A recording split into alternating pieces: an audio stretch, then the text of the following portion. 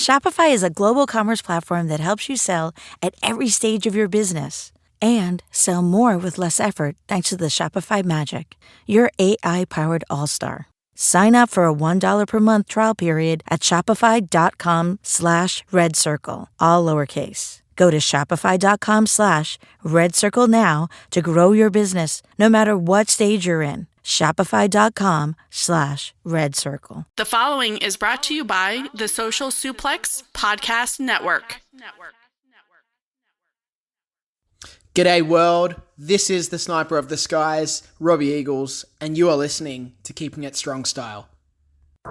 Yo, this is Rich Latta from One Nation Radio. This is brought to you by the Social Suplex Podcast Network. We present to you the Ace of Podcasts, Keeping It Strong Style. Let's go. It's the Ace of Podcasts, Keeping It Strong Style. Covering New Japan, they ready to hold it down. Jeremy, Donovan, and the young boy Josh. Come and hit a job out and bury all the frauds. From the Tokyo Dome over to the G1. Social Suplex is the network where we can get it done. I'ma chill and let them have it, cause this is just an intro. Keeping the strong style, 6 stars from the get-go, boy. Yeah, from Tampa Bay to the Tokyo Dome, this is Keeping It Strong Style with your hosts, Jeremy Donovan and the young boy Joshua Smith. And thank you for listening. Welcome to Keeping It Strong Style, the ASA podcast on the Social Suplex Podcast Network. Jeremy Donovan here with the young boy Josh Smith. On today's show, we'll review Destruction in Kobe and cover all its news in the world of New Japan Pro Wrestling. Please support our show by subscribing and following the Social Suplex Podcast Network and Keeping a Strong Style on the podcast app of your choice and leave a rating and review. You can also get all the network's podcasts over at socialsuplex.com. If you enjoy this podcast, please consider making a one-time or monthly donation by visiting socialsuplex.com/donate and click on the donate button under the Keeping It Strong Style logo. And we are streaming live right now on patreon.com/KI Strong Style for IWGP tier subscribers. If you want access to the weekly live stream, ad-free audio, and bonus content, subscribe at patreon.com/KI Strong Style.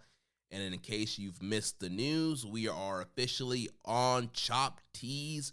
We got fresh new merchandise for you over at chop-tees.com/social suplex. There's a 24-hour flash sale that's going on right now. So if you're on the stream, you'll see I'm wearing one of the Social Suplex Icon series shirts, and we have a bunch of new Keeping It Strong Style merchandise with the updated logo, shirts, hoodies, jackets, all the great stuff over at chop-tees.com/social suplex. Young boy, how you doing? I'm doing pretty good. Thanks for holding down the fort. The Discord daddy, MJ does Bihar. Really appreciate that. Last minute sickness in the family kind of came up and crept up on us, so was unable to do the preview for Destruction in Kobe, but you guys did a great job. Thanks. Yeah, I think MJ did a great job as usual, filling in, and so yeah, he was really good. Some really good talking points from him last week. Yeah, this has been a whirlwind week. Like, so much has happened. We, I don't know if people know, but like, we're in the Florida area. There was a hurricane here.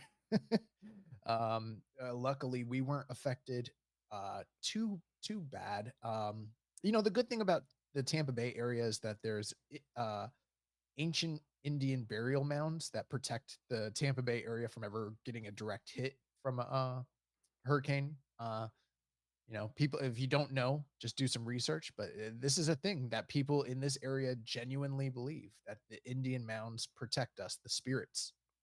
Yeah, people definitely believe that, but yeah, unfortunately there were some, areas in the Tampa area that did get hit pretty hard. The Oldsmar area, South Tampa area, lots of friends and family that experienced flooding and some damage during this hurricane. Yeah, not just that, but like all over the Florida area. I mean, the Helene, which was the hurricane that came through, it hit the Big Bend and the Panhandle area is pretty bad. But what's even worse, I've got family out in North Carolina, and I know North Carolina, South Carolina, Alabama, Georgia, they were all like decimated. And I think mainly because they don't ever get storms like that. So they don't have the infrastructure to withstand those kind of elements. And there was mudslides and severe flooding.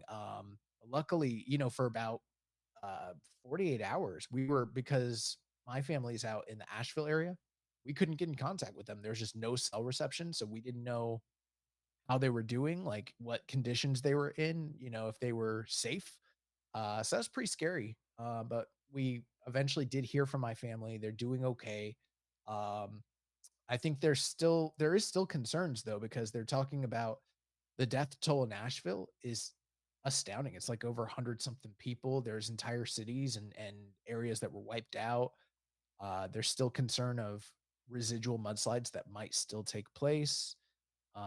Entire areas of the Carolinas that are just completely cut off due to the flooding. So, like, there's still places with no power, no water, no way to get food and supplies to them. They're doing rescue missions. It's a pretty serious situation, honestly. Yeah, definitely a big natural disaster. So definitely, prayers out to people who have experienced a lot of damage and loss, and people still lost out there. So if you find some kind of foundation that is helping out and contributing, I know a lot of local churches and a lot of local organizations are kind of going out and doing local cleanup and helping out. So if people can help out in the Tampa Bay area, Florida area, on those Carolinas, yeah, Tennessees, that definitely be helpful. Yeah. On a lighter note, like you mentioned, we did just launch on Friday. We were and bro, I didn't even know, with the storm that came through, I didn't know if we were even going to be able to do the Friday night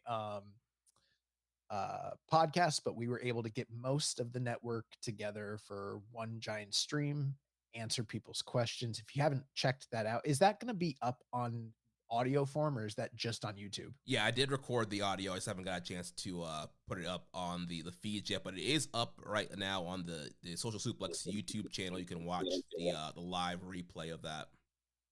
Yeah, we had guests, well, not guests, but hosts from our show, One Nation Radio, as well as Trish and Sarah, Tunnel Talk, Imps WWE Adventure, Sir Sam with the AEW Match Guide. The only shows that really didn't have live representation this time was Chris Things with the Chris Things Art Podcast, and the All Things Elite. We didn't have any representation from them, but the big news, we have partnered up with Chop Tees. We have our own store, exclusive merchandise. It's the first time we've had merchandise. I mean, we've always had merch, but we haven't really updated our merch on, say, like Pro Wrestling Tees or any other sites in quite a while. So the fact that we have all brand new designs for every single show, exclusive stuff, it's pretty exciting and very affordable, high quality. And I implore you guys, go ahead and check it out. I think you're gonna really like what Dickie over there at Chop Tees has done for us. And we're really excited about it. Yeah, really great stuff. And like I mentioned, there's a flash sale going on right now. Also, if you sign up for the mailing list, you get 10% off of your first order. So you can definitely save on the first order there. But yeah, there's a lot of great merchandise out there. So definitely check that out. Yeah, some of the stuff that we have, I mean, we have quite a few hoodies, but the deluxe hoodie with the Tanahashi figure, alleged Tanahashi light figure on the front is really, chef's kiss. Um, I have one of the baseball tee ringers. You have the cerulean blue shirt. I even picked up one of the hats for the Social Suplex Podcast Network, so you can even support the network that way. And every show has unique and incredible designs, so there's some really good stuff out there. You guys check it out. One last thing before we move on. Speaking of t-shirts, this is I guess the last little bit of lighthearted discussion we can jump into. I was at the movies the other night. Oh, by the way, when we were on the live chat, someone asked if we saw Megalopolis. I hadn't at the time. I saw it. Jeremy, I would never recommend it to you because it's not up your alley. It's not up your alley. I can tell you right now. And you know what? It's not going to be a movie for everybody, but I was told it was going to be this absolute god awful train wreck, and it wasn't. I enjoyed it. I enjoyed it for what it was. Don't want to go too deep into it, but you guys check out my Letterboxd.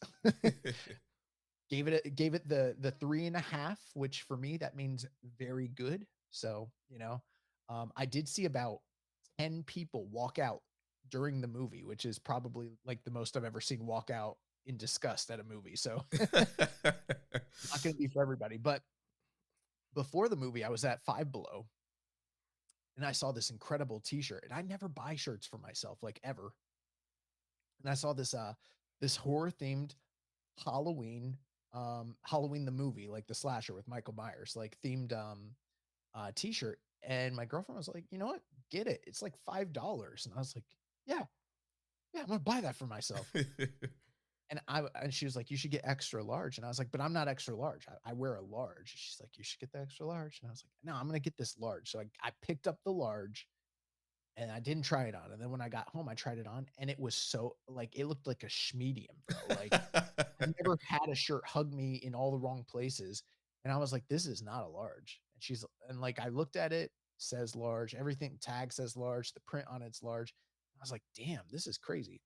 So I go to a different Five Below today to return it. And I was like, I'll get the extra large. They didn't have extra large. I'm going to hope that this week when I go to the movie theaters, they have another extra large at the Five Below, over by the movie theaters.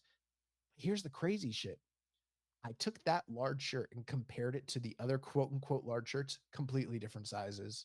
Like, literally, it's someone fucked up. Like, they put the tag on it, they put the print that it's large, but I put it side by side and like up against it, not the same size at all. It was the same size as the small. That's crazy.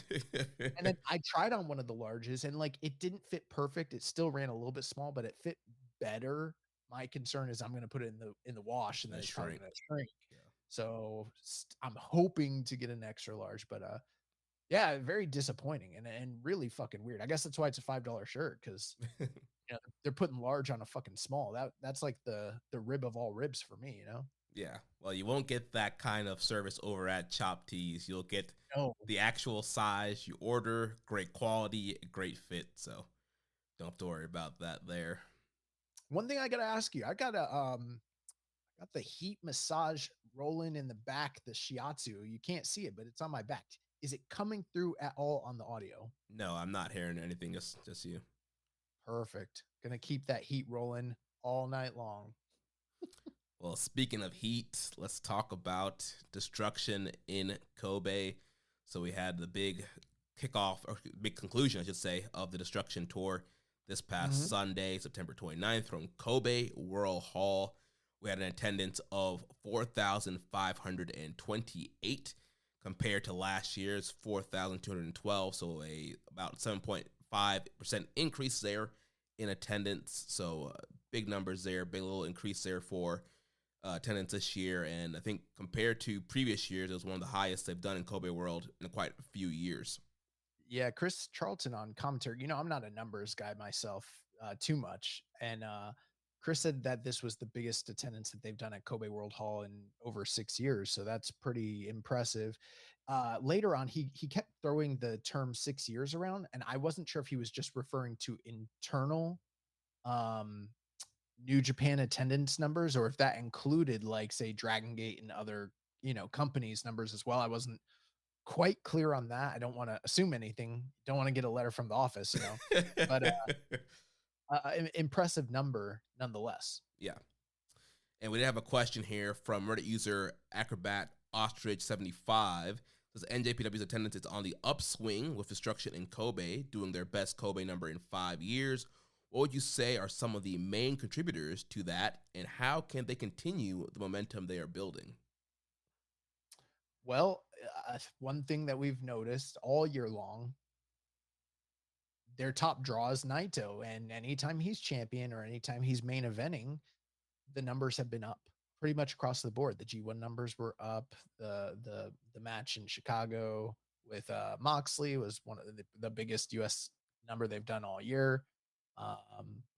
And many of the other dates that he did this year, whether that was against the likes of Sonata or Yota Tsuji, he's kind of been one of, I mean, if you had to attribute it to any one specific particular thing, it's probably him being in the main event.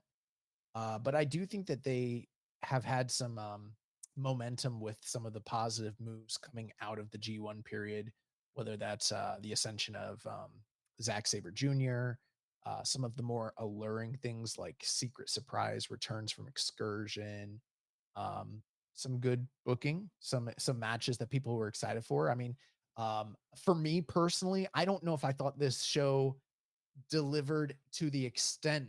I don't want to say it didn't deliver. It was a good show, but it didn't deliver to the extent that some of the previews would have led you to think that it might have been.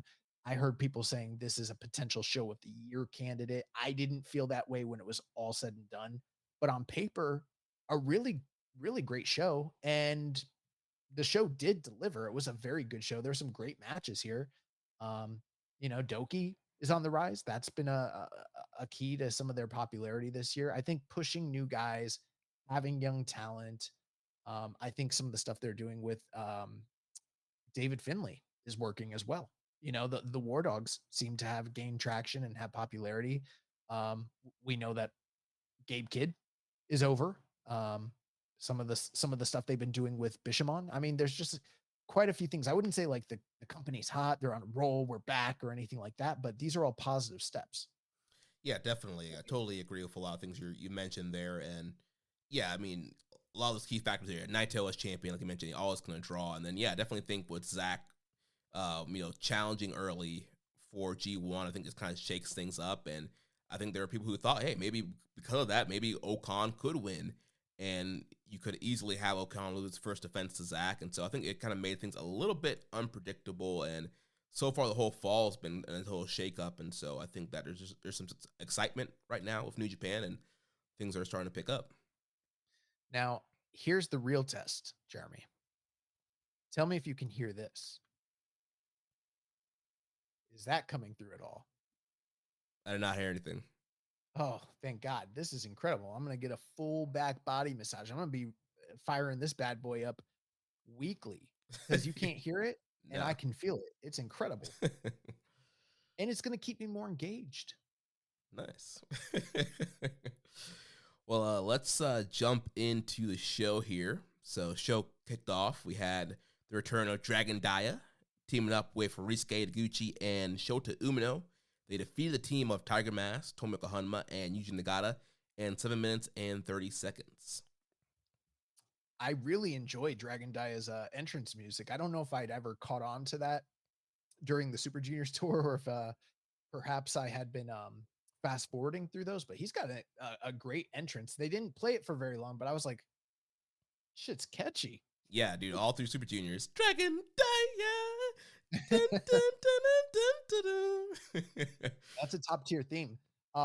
Really not much to say about this match. I thought the entrance for the young babyface team with Taguchi and Dragon Dia coming out with the Taguchi De Japón shirts and the skateboards was pretty funny. They didn't get to focus too much on Taguchi, so I wasn't able to tell how much of a skater he actually is. I would venture to think probably not much. We're probably in the Johnny Ace and Shane Douglas, two dudes. What were they? The dynamic dudes? Dudes, yeah. They weren't really skaters, so this is some more of that. Who is the chicken? Cora Jade. Yeah, this is Cora Jadeism. But then they came out and then they did the big entrance with Shota Umino and they faced the dads, Tiger Mask, Yuji Nagata, Tomoaki Hanma. This was a good, fine little opener. I think it was probably a good call to have Dragon Dia in there once again. He was on the winning side this time. He didn't pick up the pinfall, but him being one of these dynamic workers from Dragon Gate that people complained, about his usage during the Super Juniors tournament. And there's probably some validity there.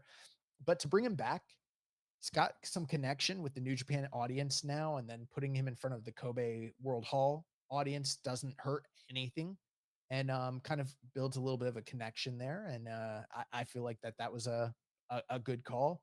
And ultimately at the end here, we saw Shota Umino pick up the win over Hanma. You probably could have expected exactly that very thing to happen, and this was a fine opener between a bunch of baby faces, grizzled vets versus young up and coming stars, like sans Taguchi. Yeah, so yeah, good way to get the show opened up. Like you mentioned, Umino gets the Death Rider on Hanma to get the win there, and it seems like he is, going to be up next for a potential world title shot. And we'd have a question from Rambones after the match. He says, I noticed Shota Umino was looking pretty big. Is it just because he was standing next to two juniors, or do you think he's actively bulking up? Well, for a little bit, I mean, he might be bulking up. For a little bit, I was feeling like he was starting to lose some of his physique and kind of looking a little, I don't want to say pudgy or anything like that, because that's probably not the right term, but less defined, than we'd seen him in the past. Mm-hmm. But maybe he's in the middle of a bulk. I don't know. Yeah, he might be bulking. Honestly, I didn't really notice it because it just seemed like lately he has been, like you mentioned, a little bit more thicker than usual. But maybe he has been bulking up, and who knows? Maybe it's time for a cut. I'm not sure kind of what his goals are, what he's looking to gain in his body. Boy Umino. What's that? Thick boy Umino. Yeah. So maybe he is bulking up, but definitely seems like he's going to be up next for the November probably title challenge. Yeah, I mean, to me, and we can move on, but I really enjoyed the interactions between Dragon Die and Tiger Mask, kind of a generational thing there. Had some good interactions. Tiger Mask eventually beat his ass and hit him with that tiger driver. But then Nagata, as crazy as this is to me, Nagata's still the best worker in the fucking match, even at his age right now. Like, dude, yeah, Nagata is a man, never slows down. It's always great. and he's getting ready to gear up for, another Blue Justice show. So that's coming up, here in the next month or so. Yeah, that's this coming Sunday. So we'll preview that later on in the show. But yeah, Blue Justice still going strong.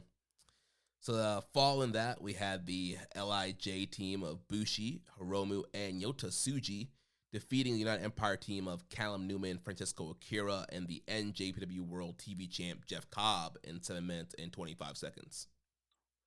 Another short opener. I think it facilitated a few different things. With Ren Narita, it looks like he might be returning from injury, so we'll see what happens with that. But he was in line to face off against Jeff Cobb. I don't know if that's still on the docket, but we've kind of continued this ongoing rivalry between Yota Tsuji and Jeff Cobb. And again, I don't know if they're gonna tap into that as another future match. Well, seems like spoiler alert, as we'll go over the King of Pro Wrestling card later. It is a three-way for the TV title. Cobb defends against Tsuji and Narita. I was kind of getting the vibe that maybe that's the way they needed to go. I haven't looked at when we discuss KOPW, I haven't looked at that card at all. So I'm going in blind with that. But it seemed to me like we were starting to kind of continue on that feud between Jeff Cobb and Yota Tsuji here. The big interesting thing for me though was Francesco Akira doing a clean submission loss to Hiromu Takahashi in the middle of the ring at the end of the match, which isn't necessarily a wrong call, but it's felt for a while now. And maybe, I don't know if this really detracts from the future, but it's felt for a while like Francesco Akira was on the trajectory to maybe be one of the next future title challengers for the IWGP belt. And him, losing a clean submission victory to Hiromu, I don't know where that's leading, but it doesn't seem to lend itself to the idea that he's next in line at that point. Yeah, Akira, he did suffer that knee injury in the Super Juniors where he had to miss the last few nights there. But since coming back, yeah, he's been on a roll. He's pretty much won all the undercard matches he's been on the last couple of tours. So yeah, it definitely seemed like they were heating him up, getting him ready to potentially challenge Doki at one of these upcoming shows. And he has kind of called out Hiromu as well in the backstage. So yeah, it seemed like there was a lot of momentum and a lot of build up for Akira getting into this point. And then yeah, in this matchup here, they kind of go back to the knee injury. And then Hiromu kind of immediately, just like a shark in the water, just grows after the knee, locks in that figure four, and gets the submission a win over Akira. If you're one of the Hiromu heavyweight truthers out there, then this probably makes perfect sense to you. My thing is, I almost feel like maybe Callum Newman at that point should have been, even though he's a heavyweight, being the most junior of the guys in terms of hierarchy, might have been the more practical choice. But you know, as a friend of mine always says, I'm not the booker, so Yeah. but I thought that was very interesting. And at the same time, Hiromu's done a lot of losing this year. So, if you are one of those people that thinks that they need to kind of rebuild him to get him in line for some sort of Wrestle Kingdom / Naito match that people still seem to be enamored with, kind of makes sense, I guess, from that standpoint. Yeah.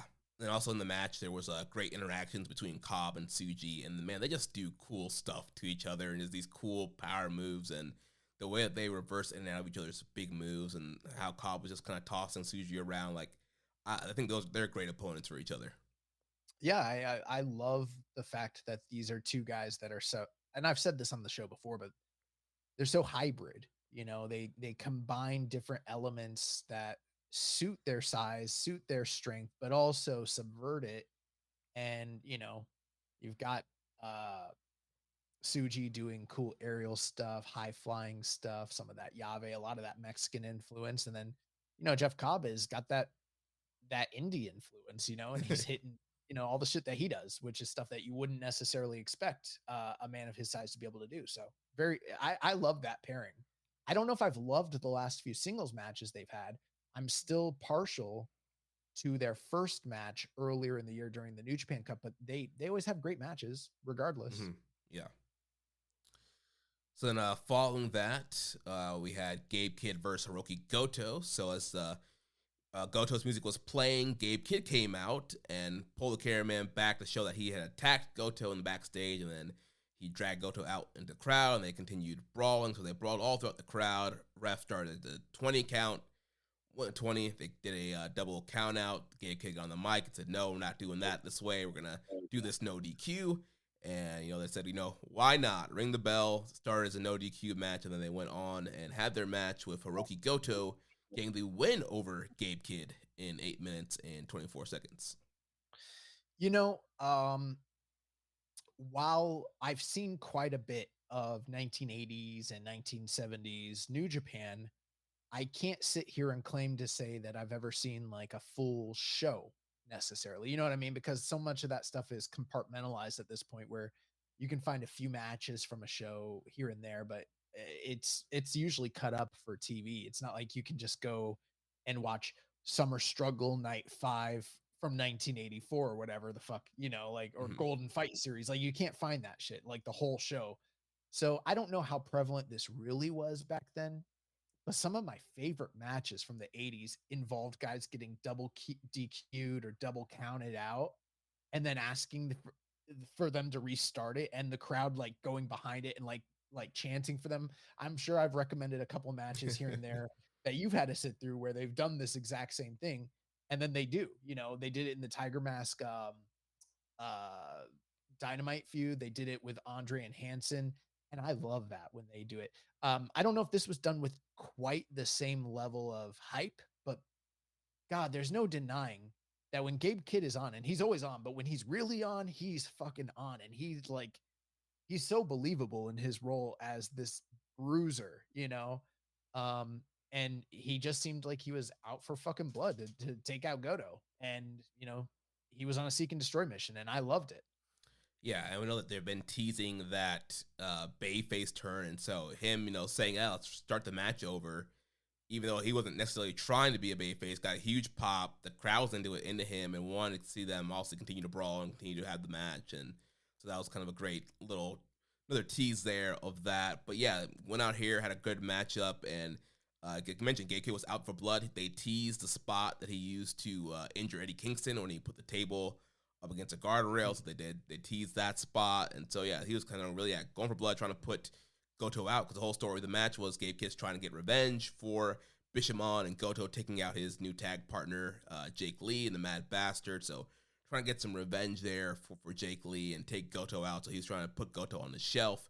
But unfortunately, with Gabe Kidd, sometimes the anger gets the best of him, and kind of gets that blind rage. And Goto is such a veteran, he was able to come back, hit the GTR 1, 2, 3, and get the win over Mr. Gabe Kidd. Yeah, they if you noticed, we didn't expect on this night for them to go into a no DQ style match. That kind of happened on the fly. I don't know if I'm always a big fan of that sort of stipulation being injected when it's an unplanned thing where the guys are just like, no DQ right now, and then they just ring the bell. Like, I almost kind of, I'm not a huge fan of figureheads in wrestling, but I am a fan of minimalist figureheads where it's like they're not characters, but they're kind of like the people, like Jack Tunney, for instance. Jack Tunney wasn't a character, but he'd come out and he'd make a ruling and then fuck off, and that was pretty much it. I would love if there would be an IWGP committee member. It doesn't have to be Tanahashi. Tanahashi's almost too like theatric, but like somebody who like just comes out and is like, thumbs up, or we just heard from the back that they are going to allow this. Like, I love that realism. So they didn't do that. That's fine. But you notice that a no DQ match on the fly after a brawl all through the building didn't result in trash cans being thrown everywhere and chains being dragged out, kendo sticks and tables. Like, they pulled out one table. They teased the spike spot, harkening back to the angle from, I believe, 5 years ago or 4 or 5 years ago at this point, where Minoru Suzuki was almost impaled in the noggin by Kishin Liger. And in the same building is where that happened. So it was kind of brilliant for them to sort of bring that back. But I almost kind of wish that if New Japan was going to do a plunder match, not a plunder match, but like a no DQ match in the States, they would almost do something more geared towards the New Japan presentation of things. Like, it doesn't always have to be the most outlandish WWE style, blah, blah, blah, gaga sort of filled, schmaz. Like, it doesn't have to be all that. It can be this very simplistic, very on the fly, very believable. But at the same time, the match wasn't anything to necessarily write home about. Like, it almost, to me, what it felt like, and I don't even want to be too harsh in the match. This just felt to me like a very prolonged angle across the board. Mm-hmm. Which that kind of leads into a question we got from MJ. He says, consider the pre-match brawl, the count out, the restart, and a stipulation. Was Gabe versus Goto overbooked? And I can kind of see that, considering it overbooking, because, yeah, you the whole pre-match brawl, the count out, and then starting it back over with no DQ. Like you mentioned, it's just seemed more of a prolonged angle than an actual matchup. And again, I don't know how the Jake Lee injury played into this, what the plans were for this event, and was it always going to be Gabe Kidd versus Goto in singles match? Not sure, but I can see that this kind of played out more of an angle, maybe a little bit more overbooking to an actual just straight up match. One thing that it might also had something to do with is could be time constraints. That could be part of it. It also, and like you mentioned, we don't know how much of the Jake Lee injury, how much of that played into them having to rework the booking to get here, whereas maybe this wasn't the original intention from the get-go. There's also, to take into consideration the fact that like Gabe Kidd has lost a lot this year in Japan proper, and he is getting over. So you almost have to kind of make some allowances to kind of help him save face. So maybe that's where some of the overbooking was brought in to like keep some heat on him. Plus, he is a singles title holder, and it's not necessary. And that was one of the reasons why I was a little surprised that they did such a clean victory for Hiroki Goto in this specific instance. Kind of makes sense. I did think that Chris Charlton had a great point about, and he was probably foretelling something that's on the horizon. Well, he kind of gave it away anyways, stating that, Goto had defeated David Finlay in Cork Hall in front of his own children, and that he was sort of next in line if perhaps David Finlay were to beat his tag team partner Yoshihashi later in the evening.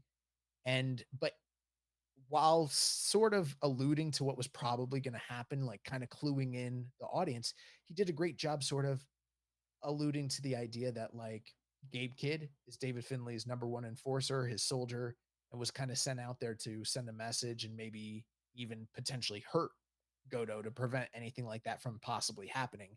And maybe that was the greater intention of the match to begin with. So I felt like that was a good bit of storytelling from the desk, Yeah, and also the War Dog thing is bring bodies or bring titles, and so obviously Gabe Kidd already had the title, and so he was out to lay Goto out. Like we talk about, he brought the Spike out, try to do the Eddie Kingston table spot. So clearly his intention was not just to win, even from the beginning, because he jumped him from the get go.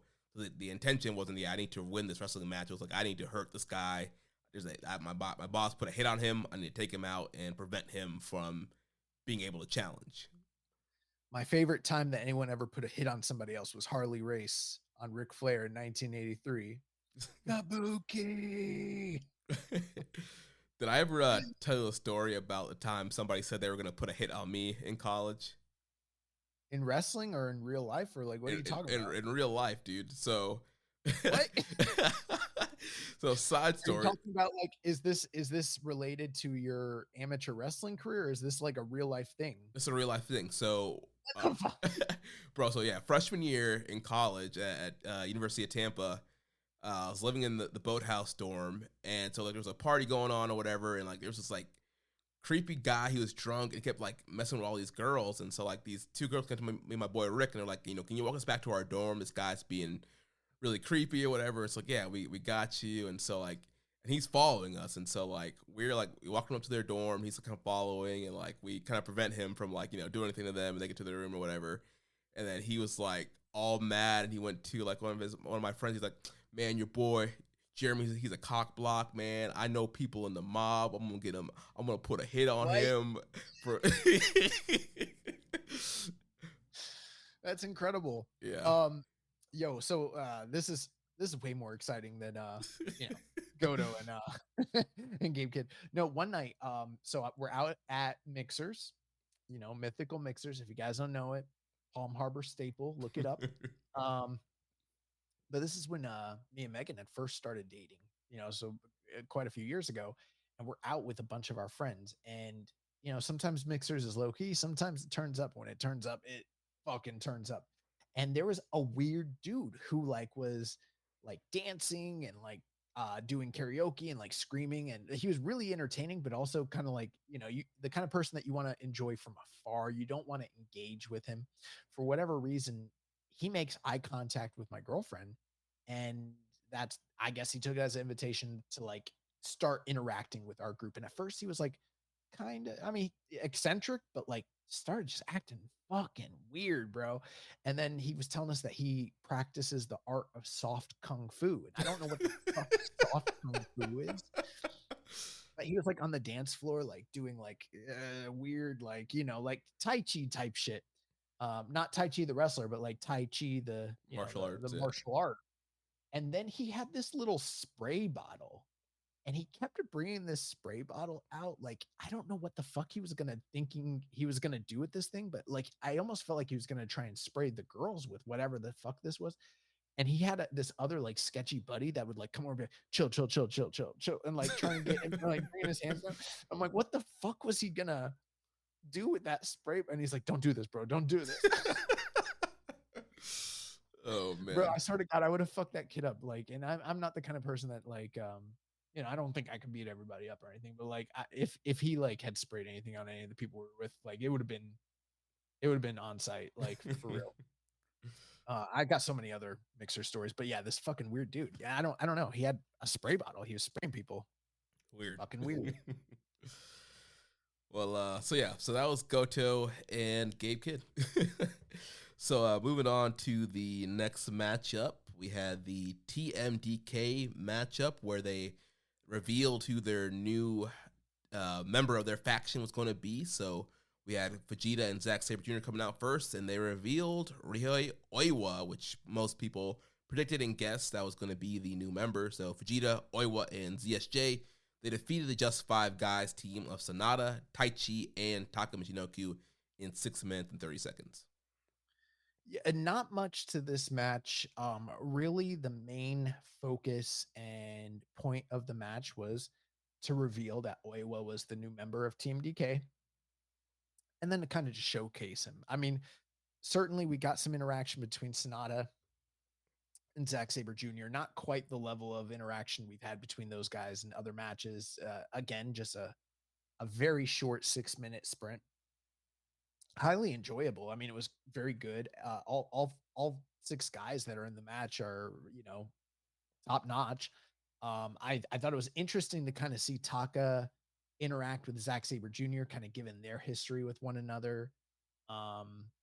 But ultimately, most of the match was a coming out party for Oiwa, reintroduction to the New Japan audience, returning from excursion, showcasing him as essentially the number 2 heavyweight in TMDK at this point now, and giving him a big win on his first night back in the company. Yeah, busted out a new finisher, a discus clothesline to Taka to get the win here. In Noah, he had been using the Dr. Bomb, and I think that'll probably still be one of his finishers or maybe his signatures, but yeah, he busted out the big discus lariat here. I don't know about that. Gabe Kidd uses that move. He does? Mm-hmm. I can't really remember him using it, but he doesn't really use it for a finisher, though. He doesn't use it as a finisher, but it's part of his regular arsenal. He's been using it. Well, so I mean, some heat there. Yeah. But yeah, so we had some questions here that might kind of drive a talking point about Oiwa debuting. So first from Death Triangle 720, do you think it was a missed opportunity not to have Oiwa return on a bigger stage? It kind of depends on what your goals for him potentially are, and I could see it both ways. I'm fine with it personally, but it's really gonna matter more for me as far as the long-term execution and implementation of Oiwa as a guy in the company, because we've seen them slow roll a lot of these returning no gay dojo guys, and I'm hoping that that's not the case here. It doesn't necessarily have to be the Rainmaker shock. It doesn't have to be Kazuchika Okada winning the title in his first month or anything like that for me. I do think it's okay for him to have joined TMDK, given the fact that there's not another credible heavyweight on the team obviously TMDK as a tag team, Mikey Nichols and Shane Hayes, they're very talented, but they're a tag unit. They don't have a top heavyweight singles guy underneath Zach. So this is a good slotting for a guy to come in. It might not be the high lofty position that some people had desired for him, and there might be some validity and a point there, but I don't think that this is the worst placement for a guy to come in terms of, what was this a missed opportunity? I don't know. I think that really what's going to tell us that case is if he has it's really going to come down to January 4th. If he came back now in September, and by the time we get to January, we're better off and stronger for it in terms of his implementation, then no. At the same time, would it have been better to instead focus on some of the guys that they already have back and then waited for him to come back at, say, a January 4th or January 6th, possibly. But again, not the booker. Yeah. I've been very critical about him coming back and being in TMDK. I mean, ultimately, it's going to be fine. And yeah, like you mentioned, it's a good spot for him to be in, being number 2 to Zach and being the top domestic heavyweight in that group. Also, you had Vegeta there as a domestic star, but he's a junior, and so getting a domestic heavyweight star in that group made a lot of sense. Even though Zach is speaking a lot more Japanese now and is a top star, but getting a domestic guy in that group makes sense. Like you said, it all comes out to the future booking and execution, and what is the game plan for him. And I could see a lot of people wanted kind of some vignettes, kind of a slow rollout, teasing him coming and then doing a big debut.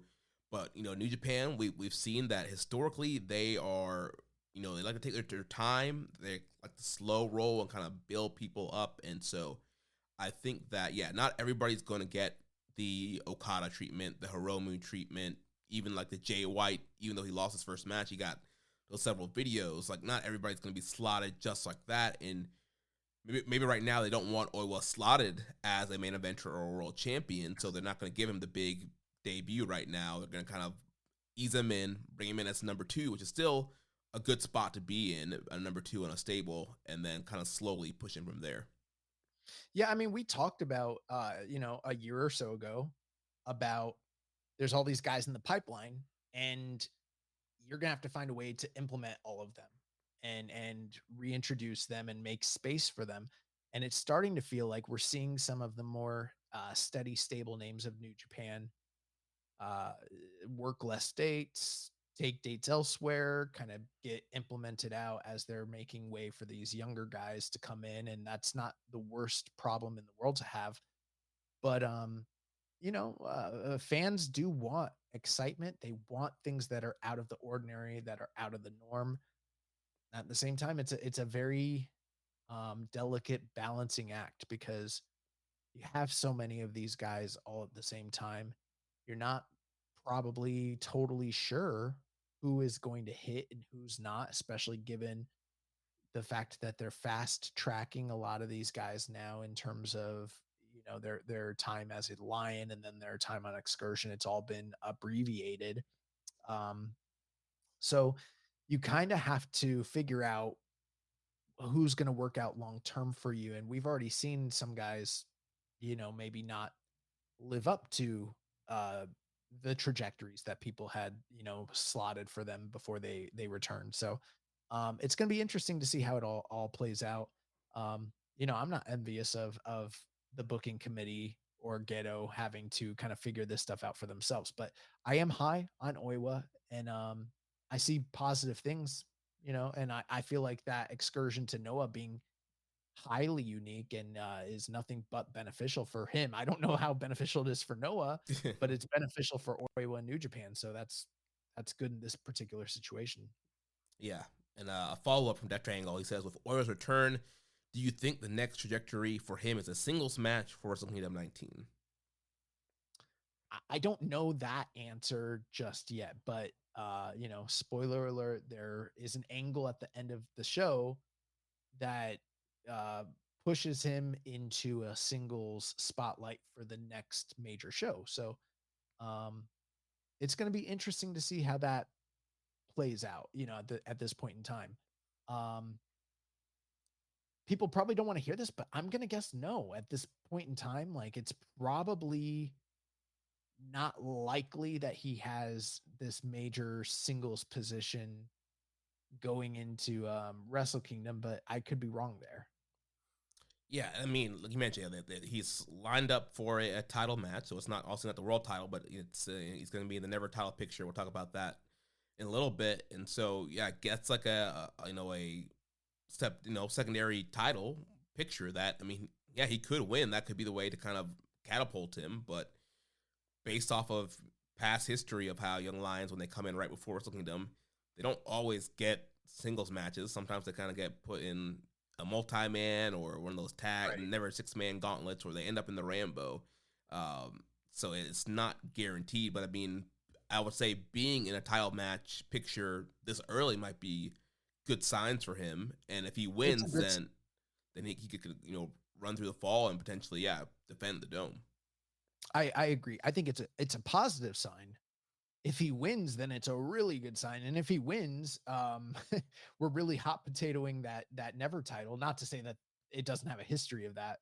And at that point, certainly he's probably looking at some sort of singles match in the dome. But I find that highly unlikely, just given Gato's history of booking. Like, it's not normal for someone to come in and win a title in their first title shot or even first singles match back. So we'll see. But I think back to like Shota Umino when he first came back, he got a title shot just around this time against Will Ospreay. He didn't win. And then what ended up happening, I believe that was the year where he was in the 6-man tag for Keiji Muto's like New Japan retirement match, which was a meaningful match and puts him in the annals of history on a big Tokyo Dome show. So it's not like, even if you're not in a singles match per se, that you can't be doing something meaningful on January 4th or 5th or 6th. They've got 3 nights to really do something with him there. I would almost kind of wager that he probably ends up doing something a bit more meaningful going into New Beginning. Yeah. If I had to guess. Yeah. Discord Daddy asks, Oiwa's coming home got me thinking about NJPW plans to unveil a returning in line. What's the secret to a good re-debut? Is it a long tease like we had with Wato, a surprise return like Tsuji, or the way that Oiwa and Uemura were brought in? I think all of those things have their pros and their cons, and I won't waste everybody's time by listing those out. But I mean, you can kind of think for yourself and think about what would be good and potentially bad about all of those things.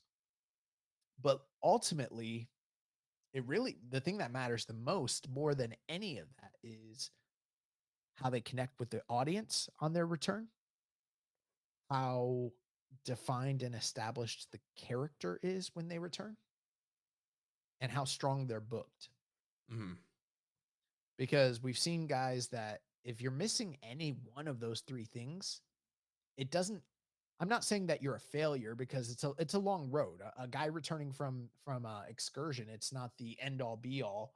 But it can make you, like, if I were to kind of just look, and I don't know, Jeremy, you could probably tell me if I'm wrong here, but the strongest return from excursion that I can still think of in like the past decade is probably Hiromu Takahashi, a guy that came in with an extremely defined character, all the charisma in the world, the crowd connected, and then he just fucked up the ace of the junior division in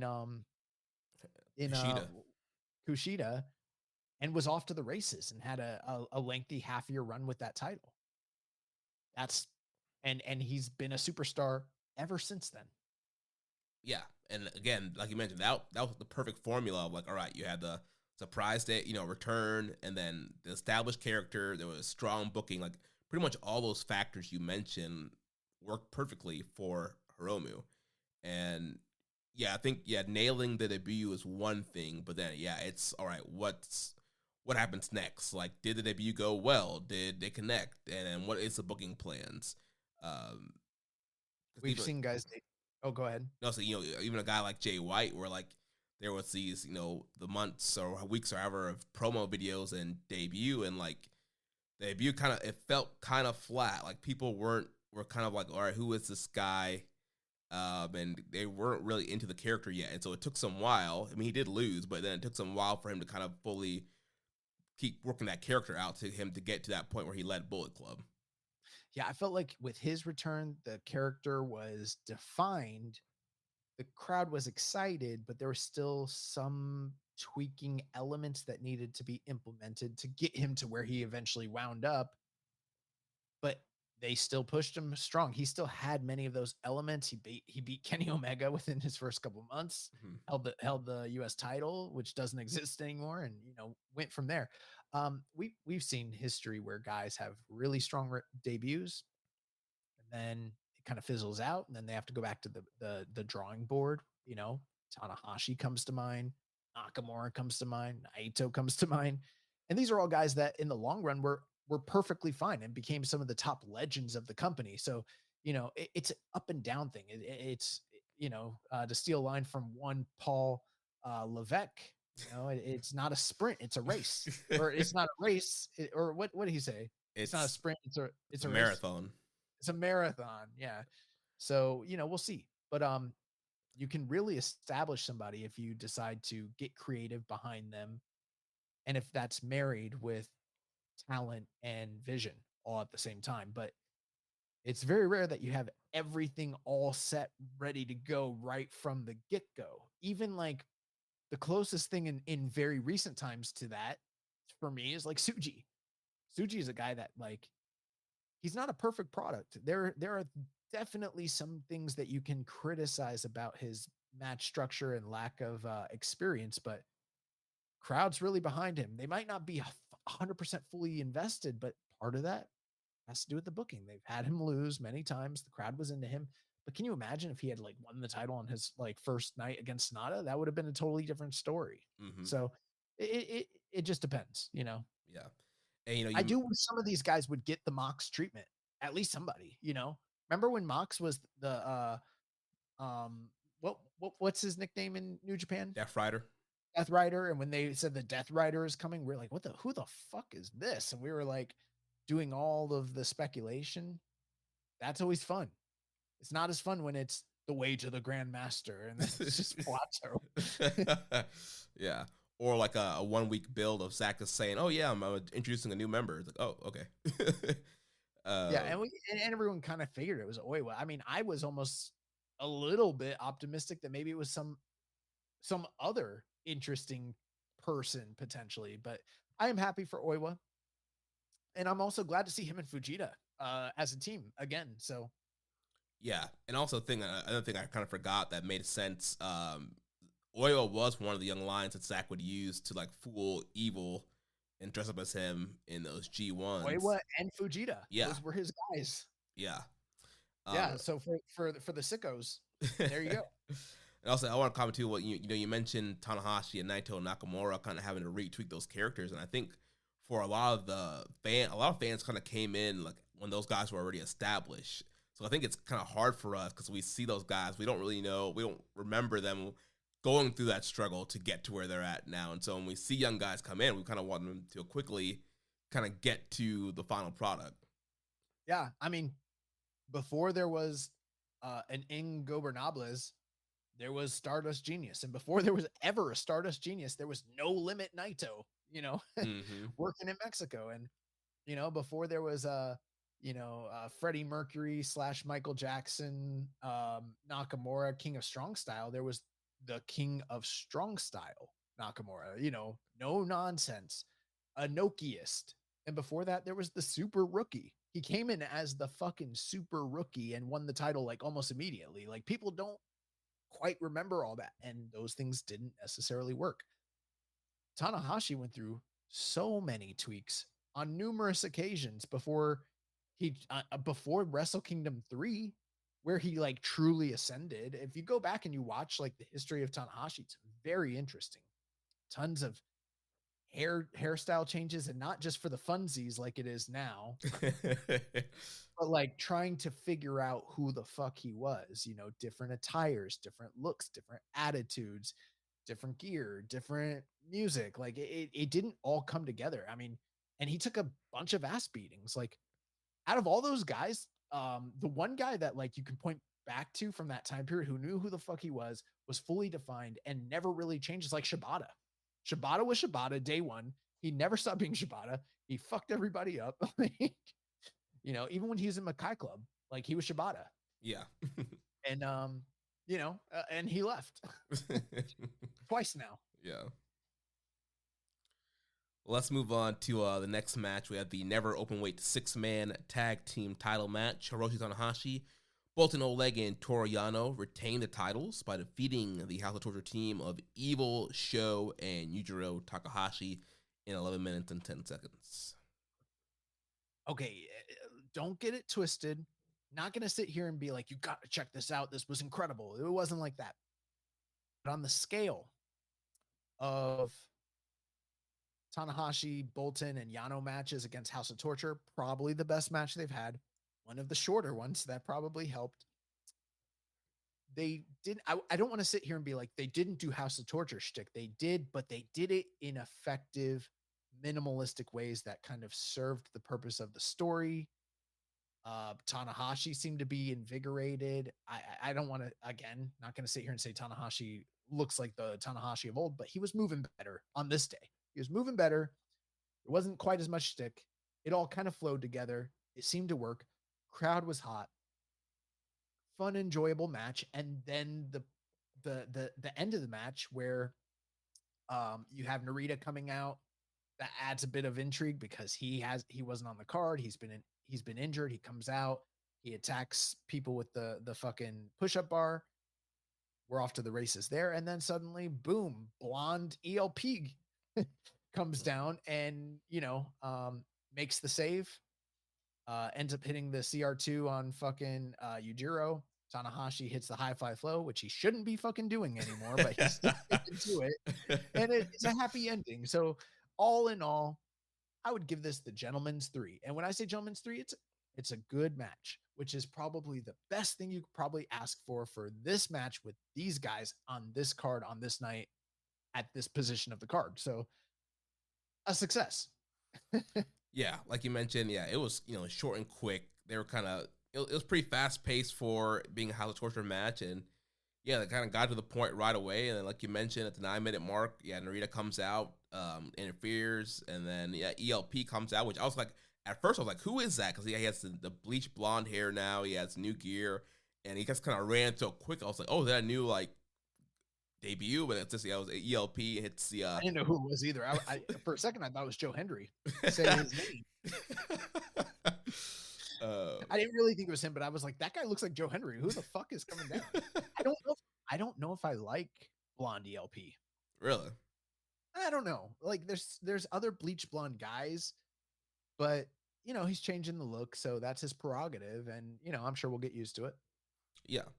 So that was a pretty exciting. ELP coming back, and that was kind of that whole story before he left was kind of where's he gonna go, and then how the Torture was trying to get him to join. And they eventually turned on him, and Evil did the whole "I didn't want you anyway" kind of thing. And so he's been kind of gone for a while. So now he's back, and seems like he's officially in Hantai. Post match he pointed to the lion mark on the mat and shook hands with Tanahashi. So it seems like him and Jado are now officially members of Hantai.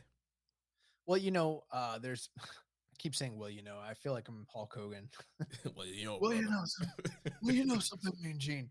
I don't do a good Hulk Hogan, which is good because he's a racist piece of shit.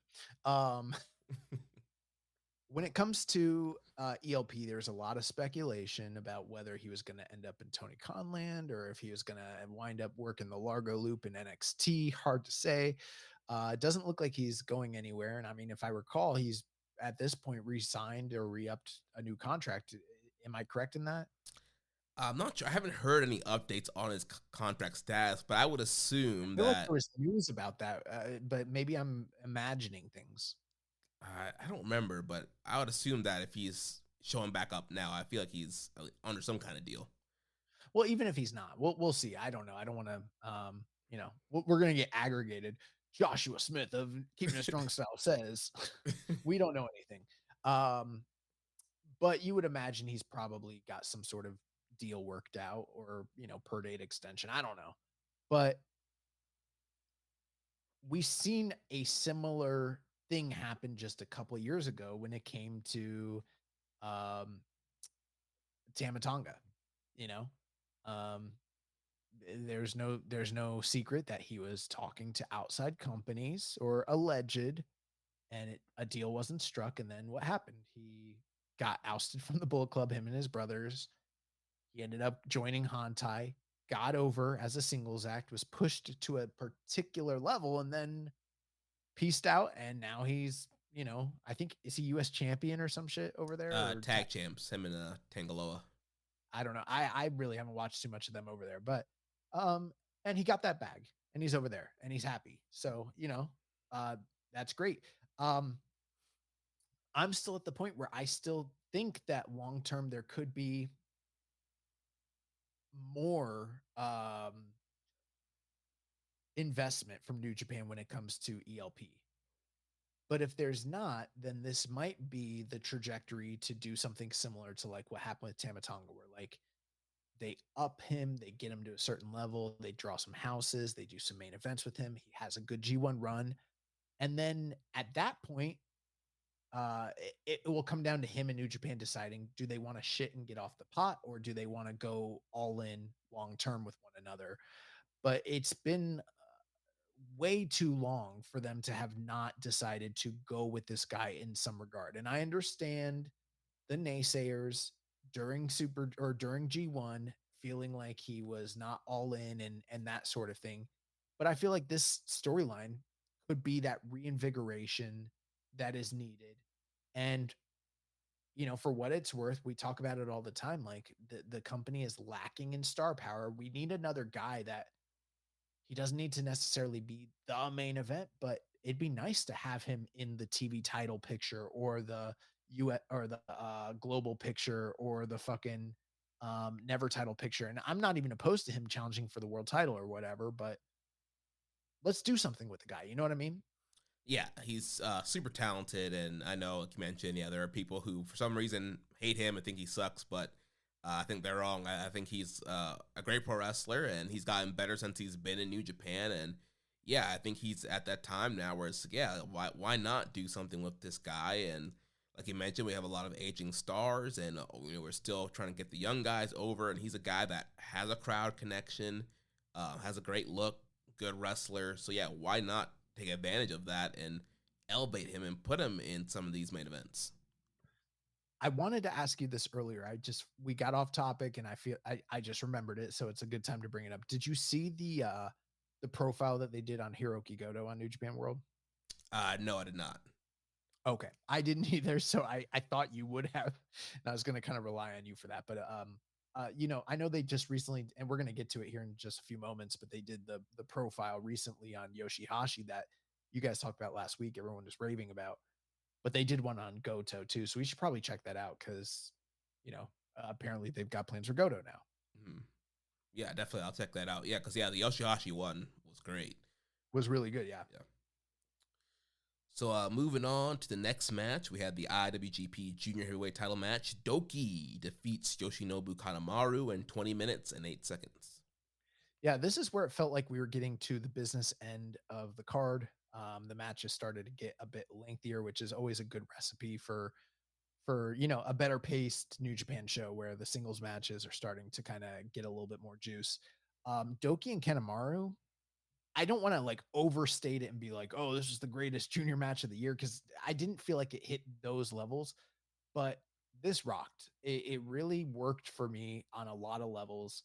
Doki and Kanemaru, they've got quite an extensive, lengthy history with one another, whether that goes back to the Suzuki-gun days and then also kind of continuing into the Just Five Guys faction. And then when Kanemaru defected and joined Bull Club, House of Torture, really kind of set things off in a certain path for Doki. So seeing these guys kind of re-up that feud and the fact that Doki had never beat Kanemaru going into this match sort of set a certain kind of precedent there. Even though Doki's beat like the big three, like Kanemaru's like that elder statesman of the division, a guy that had mentored him and has his number, always beats him. And I don't know why, but Kanemaru, he worked the leg. A lot of this match was storytelling, body part match. And it doesn't always necessarily work for me when it's Taichi working the shoulder, but Kanemaru working the leg, it just fucking works for me. And I don't know if it has more to do with his methodology or his pacing, but like Kanemaru is a pro's pro. Like he knows when to turn it on when he needs to. And that's what he did here. Doki, to me, kind of represents the best of like, he doesn't come from Michinoku Pro, but he carries that same like Devil May Cry, like careless, kind of dangerous sort of level of like offense. And when you clip one of his legs and he sort of has to accommodate for that throughout the match, and he's selling it, but he's still doing his dives and shit, it just kind of worked for me. And they told a great story down the stretch, a lot of really, really cool reversals, and Kanemaru kept getting really cool near falls and near submissions. And then eventually, like, Doki was able to get the crowd behind him, suplex De La Luna, and he retains the title in a match where I was less going down the stretch. I was starting to kind of believe that Kanemaru could maybe pretend. We've seen crazy stuff happen with this title this year. You just never know. It's the junior title, and I'm glad Kanemaru lost and Doki retained, but it's getting a little iffy there. Yeah, it's a really good match. I mean, this is like the Kanemaru special. He's like you mentioned, he's just so good at getting heat on the babyface, attacking the leg, and just really making the babyface sell. And so, Yeah, I thought he did a really good job here. Yeah, with the leg work, it didn't derail the match, slow the match down. It helped tell a story, like you mentioned. And I think Doki did an excellent job, really selling the knee and still fighting through the pain. He wasn't just hobbling around; like he was still trying to like push through the pain and do all of his big signature stuff. And then you had Sho coming out towards the end of the match to interfere and help Kanemaru get the try to help him get the win, and he was dragging the refs. Kanemaru sprayed the whiskey in Doki's eyes, which allowed him to hit that big moonsault, which used to be one of his finishers for a big near fall there. But then Doki was able to fire back up. He did that big suicide dive to Sho on the outside with the bad knee, and then comes back in and eventually hits the suplex de la Luna, that bridging dragon suplex 1, 2, 3. He's able to hold the bridge, and yeah, just really great stuff. And even like that, there was another move that he does where it's like that kind of swinging Northern Line suplex, and he couldn't hold the bridge completely because of the knee. And so Yeah. just little stuff like that really just makes the knee limb work a part of the story and work really well. And so yeah, I thought Doki did a great job selling throughout the match. They continuously went to these very complex segments where it's very clear that Doki was wanting to hit the suplex de la Luna so he could wrap things up. But again, because the leg issue, it was causing problems for him to actually carry out that maneuver. And he kept trying to find more and more intricate ways to get into that move. And Kanemaru had it so scouted that he continuously was able to foil those attempts. And it just kept building, building, building. And like the crowd, including the crowd at home, wanted to see Doki hit this move because you knew if he hit it, it was going to be game over. But like he just kept not being able to hit it.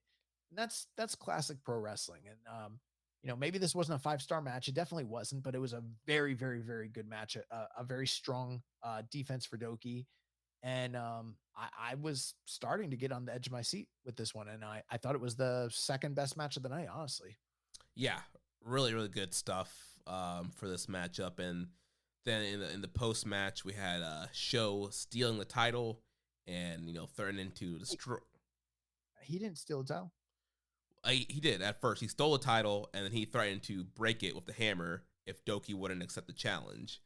Oh, okay. And then Doki because at the end he hit him with the wrench. Yeah, the wrench or the hammer, whatever he had. I think it was the wrench. Yeah. I don't think he had a hammer. I think he had the wrench. But I was nervous that they were going to go back to another stealing the belt storyline. So I paid very close attention at the end to ensure that title was still on the ground when everything was said and done. And he did hit Doki with the title or with the wrench. But, at the end of it all, Sonata came down, kind of ran off Sho, took off after they shook hands and agreed to a title match. So Sho is now the number one contender, but I think Doki still has the physical possession. Yes, he does. Of his belt, He does. Which is good because we don't have to worry about another, Dean Ambrose stealing the title from Seth Rollins storyline. Yeah. And something weird too about this match I just thought about was, Taichi and Sonata, they did come out with Doki in the entrance, but then they were just like gone the rest of the match and left this man, to fight off these guys the whole match by himself. Back in the old days, I don't remember where I heard this, but like a lot of the managers in like the late 70s in WWF, the managers, so like they had the 3 wise men. I don't know if you ever, I know you've heard that term for like Paul Heyman, right? Mhm. But I don't know if you know that comes from an old term for like that was the nickname for the main heel managers in WWF or WWF back in the late 70s. So it was like the Grand Wizard, Freddie Blassie, and I don't know who the other one was. Maybe Lou Albano, could be somebody else, but like those were like the main bad guys. And then Arnold Scullin was like the good guy manager, right? And in a lot of cities, they would come down and they would introduce their guy or they would accompany to the ring, but then they would go backstage and they would just be backstage like playing fucking cards with each other and like drinking whiskey and like smoking cigars. And because in a lot of like the like commissions, wrestling, like sports athletic commissions, the manager couldn't be at ringside. They would just come down, take the person's fucking robe or coat or title belt, do a little kind of heel promo, and then head back to the back and like drink beers. And like, that's all they did all night. So maybe that's what, that's what these guys were doing. They were pulling a little bit of the wise man gimmick. Yeah, maybe. Yeah, good stuff here. Question from Rambones. He says, Doki Mania is running wild in my house. How about yours? You don't even have to ask that question. I've been down on Doki since day one. Yeah, you were the first Doki believer. I'm sure I wasn't the first ever. I'm sure that there was somebody out there that liked him, but yeah, I was high on the guy from the very beginning, and not in a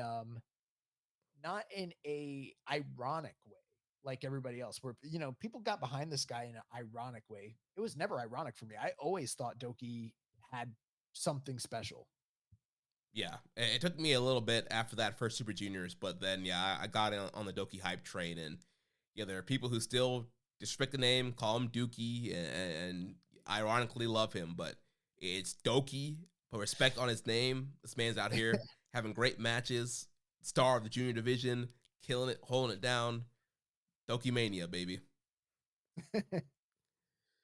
Well, let's move on to the never openweight title match. The Dragon, Shingo Takagi, defeats Hanare in 19 minutes and 23 seconds to become the new never openweight champion. So this is the third match that these guys have had this year. 6th overall. They had 3 matches last year as part of the initial trilogy. When I was looking at Cage Match, it was funny. Hanare's not Aaron Hanare anymore. I guess I didn't realize that. I thought we were all just kind of abbreviating him to Hanare out of like convenience, but he was still technically like Aaron Hanare, but he's not. Like, yeah, he dropped the Aaron once he came back with the ball head and the face tattoos. I didn't even realize that, So yeah, he's Dan Coffin, Kita. I'm gonna say for sure. I thought that the trilogy of matches they had last year supersede these ones by quite a bit, honestly. But I liked this match the best out of the entire trilogy. And when you look on Cage Match, they rated it as though it was like the lowest. My only answer to why that's got to be the case is probably due to the fact that the booking itself was a little wonky because people were behind Hanare, but then they sort of accepted the idea that he was going to lose to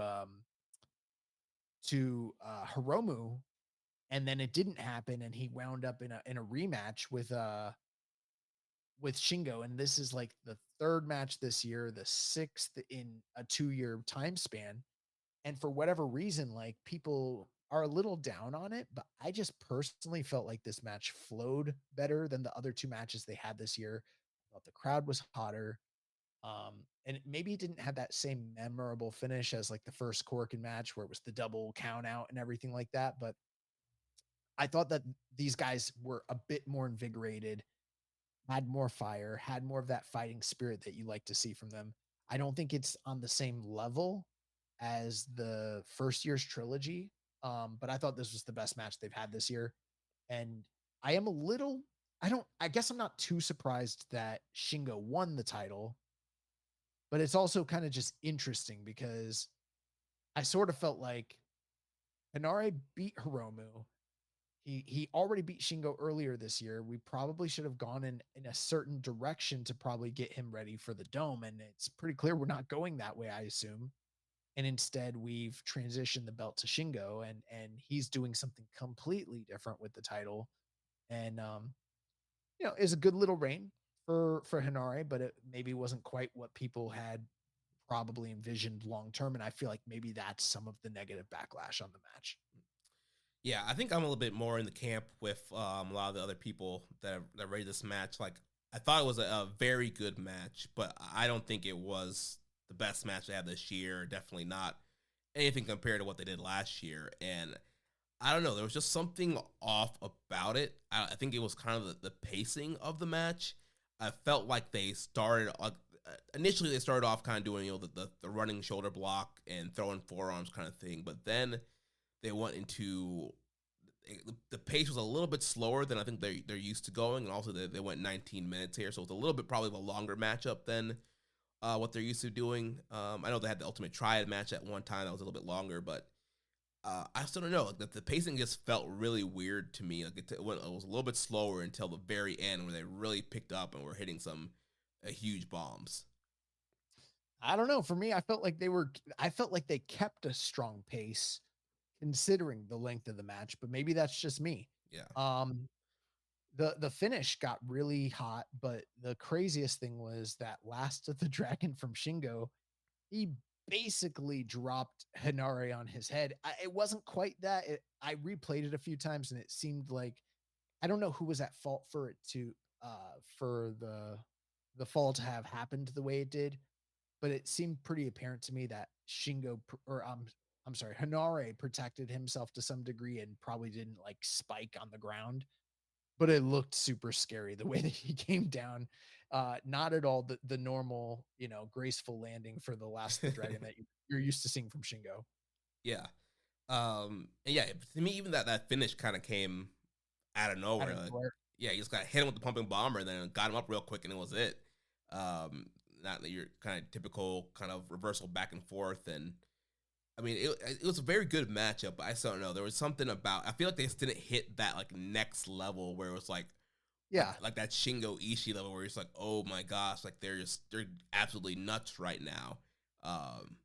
I think the only time they've ever done that, in my personal opinion, were the first two matches they had last year, where they really transcended. I mean, that first one I think was during the New Japan Cup. We were like, this is the best match of Hinare's career. And then they had the Ultimate Triad match, which I think even eclipsed that one. And everything else has been diminishing returns, not just in terms of the fan engagement and investment, but also the quality overall of the match.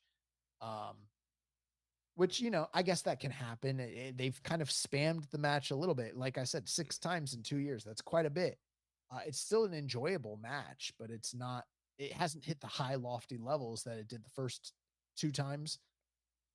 Also, I mean, the levels of violence that they reached in those first 2 matches were pretty bad. Like, they how many times can you go through something like that, especially a guy Shingo's age and how many times he's already had battles like that over the years with different guys, whether that's Suzuki or Ishii or Hinare, and the list goes on and on.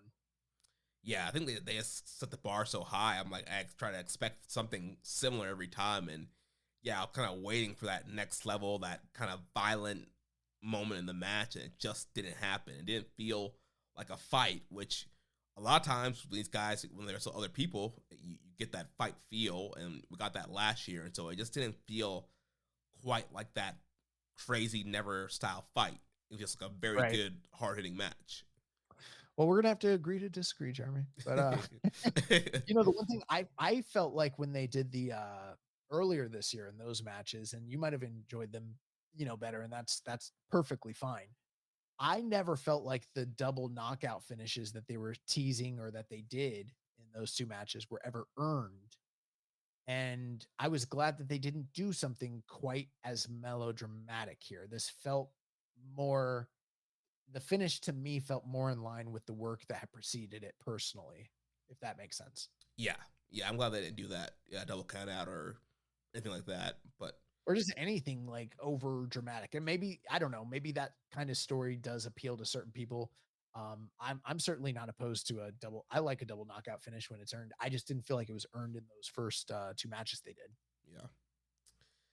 We had a question here from Kenta voting for Ron DeSantis in the Discord. Fuck Ron DeSantis.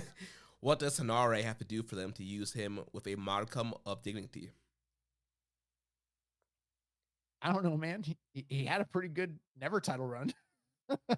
Did he? He had Well, I mean, when you consider the fact that like what's the maximum amount of times that anybody's ever defended that title?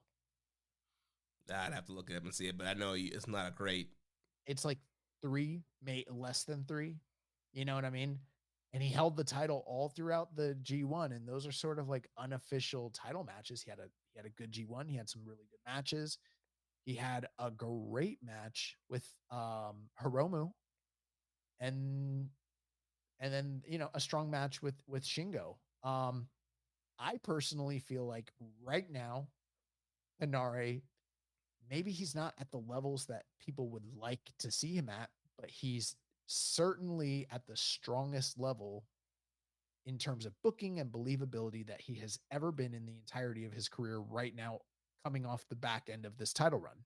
So, we can bitch and complain about it, but there's no denying it's an elevation, period.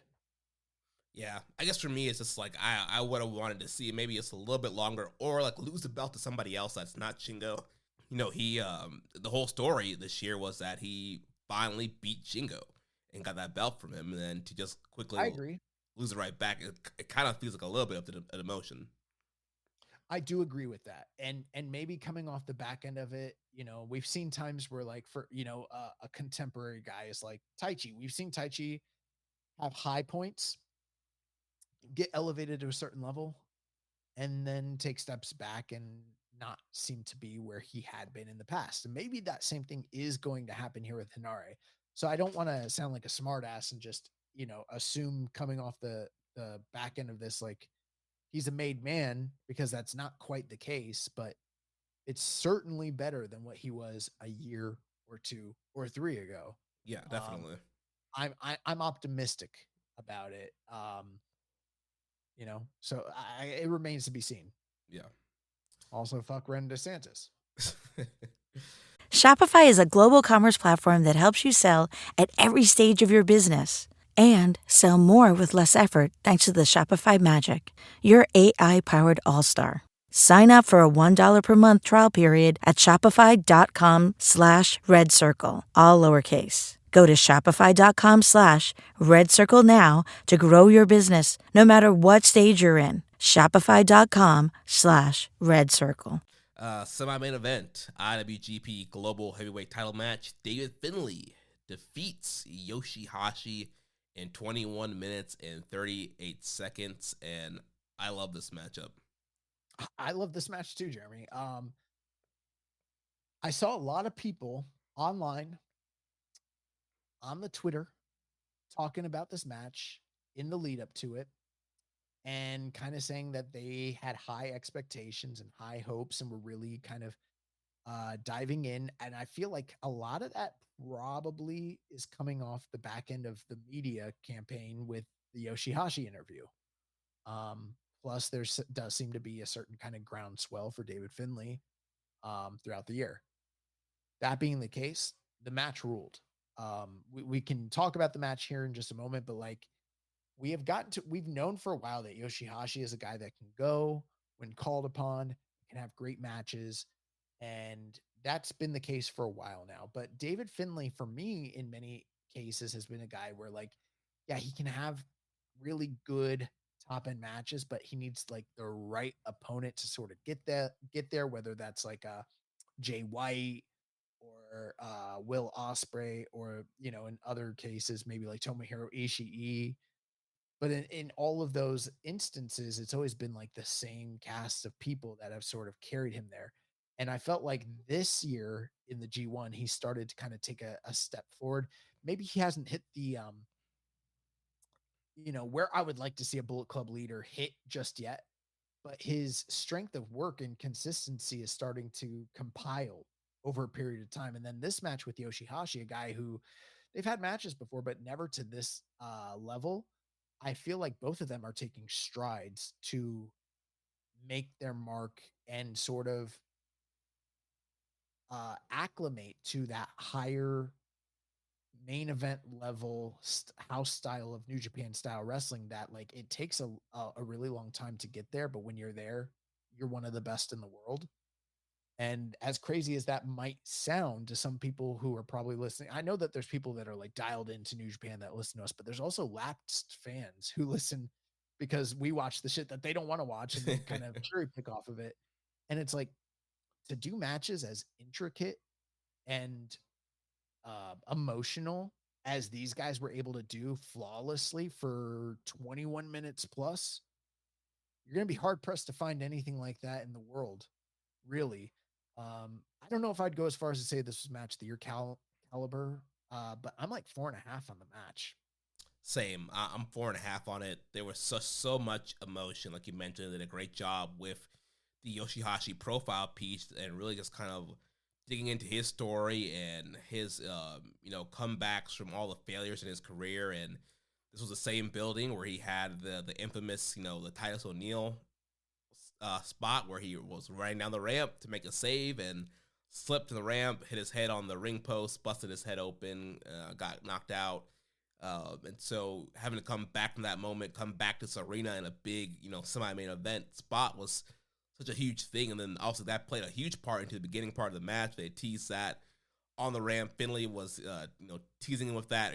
He ripped off the apron, the skirt apron, and then he was, remember this? You remember this, Yoshihashi? Like, banging his head against the apron, and then they went up the ramp, and then Yoshihashi ran down the ramp into that drop kick to kind of, really conquer that enemy in the ramp there and overcome that moment. And so it was just a huge moment. And then throughout the match, I didn't even think of that.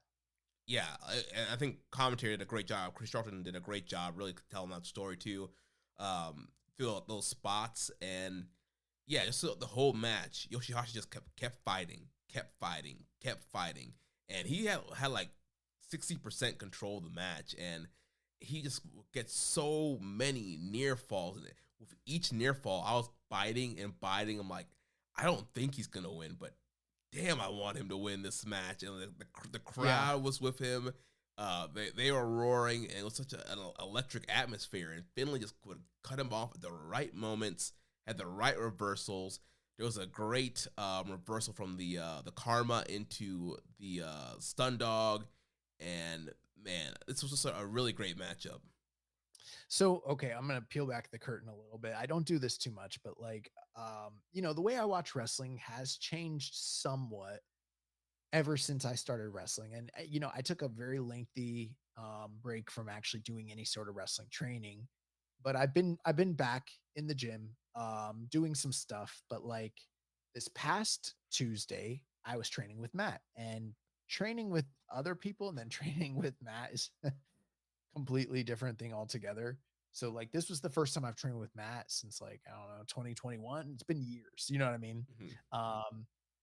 And one of the things that he wanted to work on this week was working on a comeback spot, a hope spot. And when he was like, all right, guys, so I want you all to think of a really cool, and like that's always Matt's thing, is like, what is something really cool you can be doing? It's got to be something cool, something fun, and something interesting.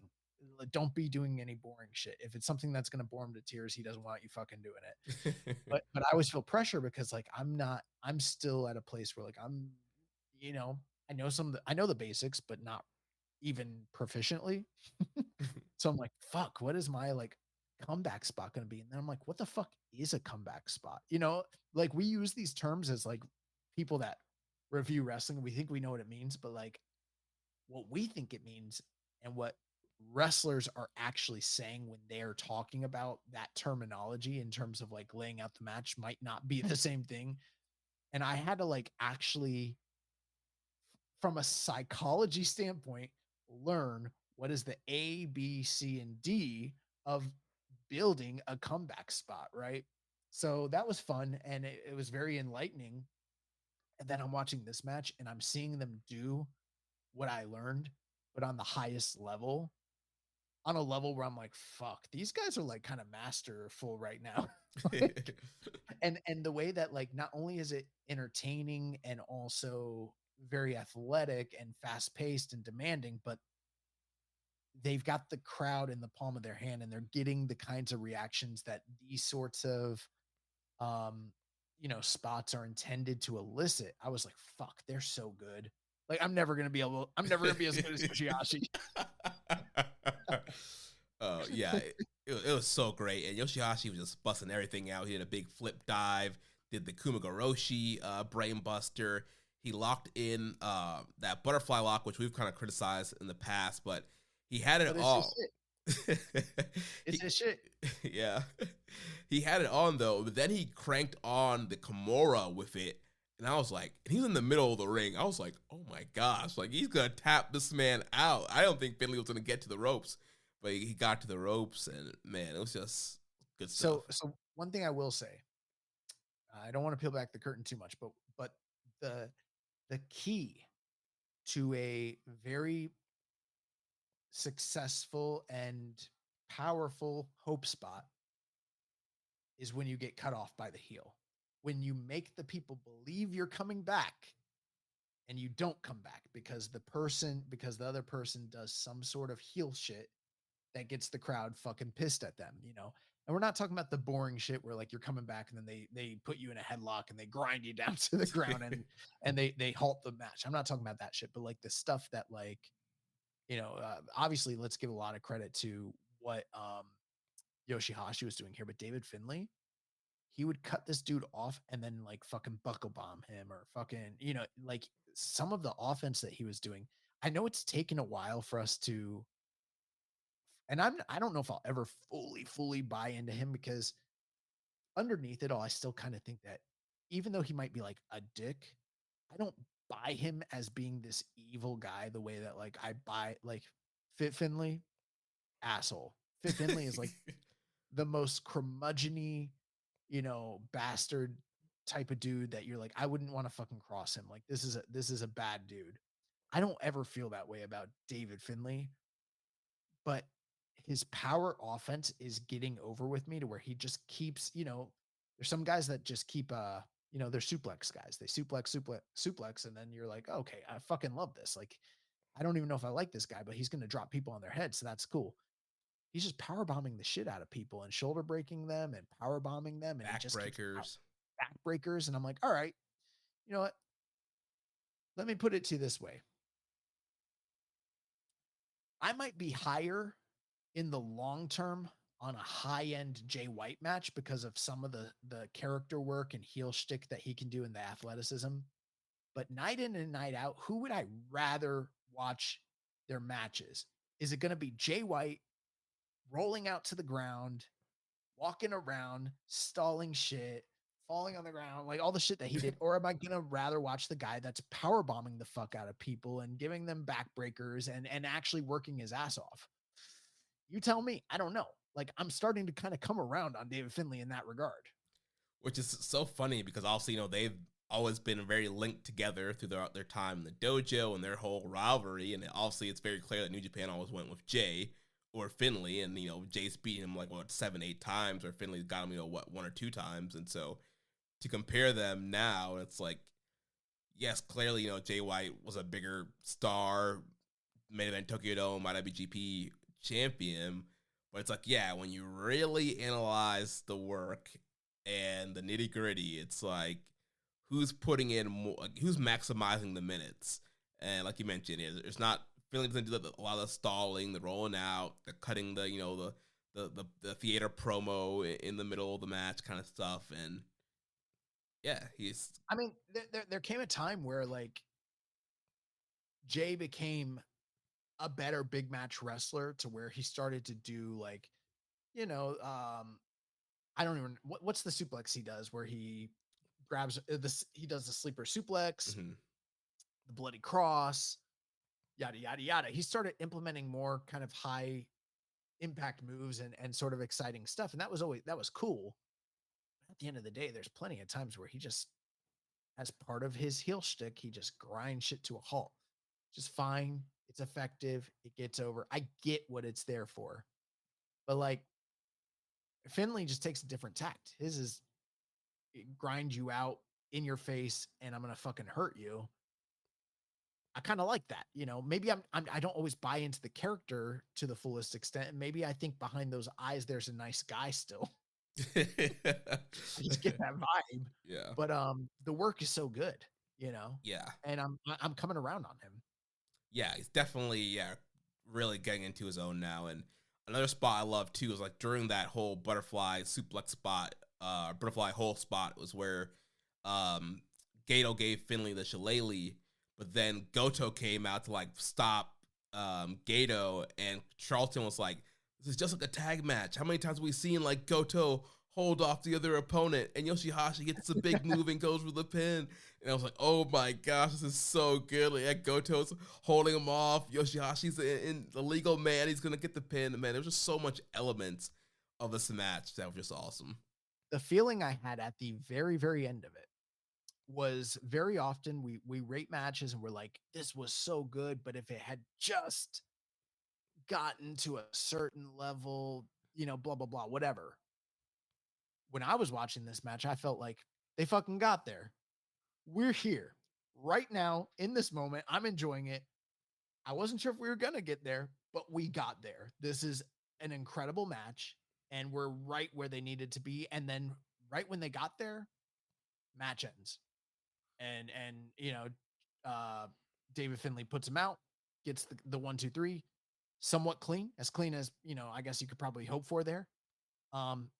Yeah, go check this out. If you haven't seen it, I feel like it's one of the best matches of the month. The only other match of the month that I can point to that I felt like was maybe potential, and I probably am still higher on it, would be I really still love Hiromu and Hinare, but these are the two matches that are in that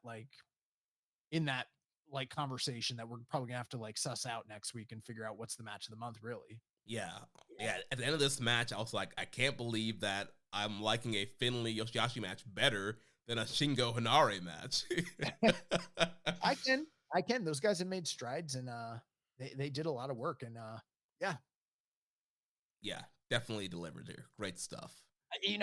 One thing, Jeremy, I'm just gonna throw this out there.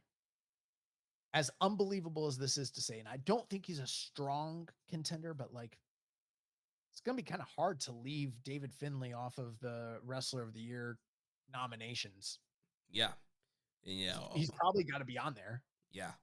And that's a good reminder that, award season is going to be in a few months for us. Yeah, we definitely need to start narrowing down and getting those categories started to get those nominees locked in. But, yeah, I think he's definitely going to be a contender.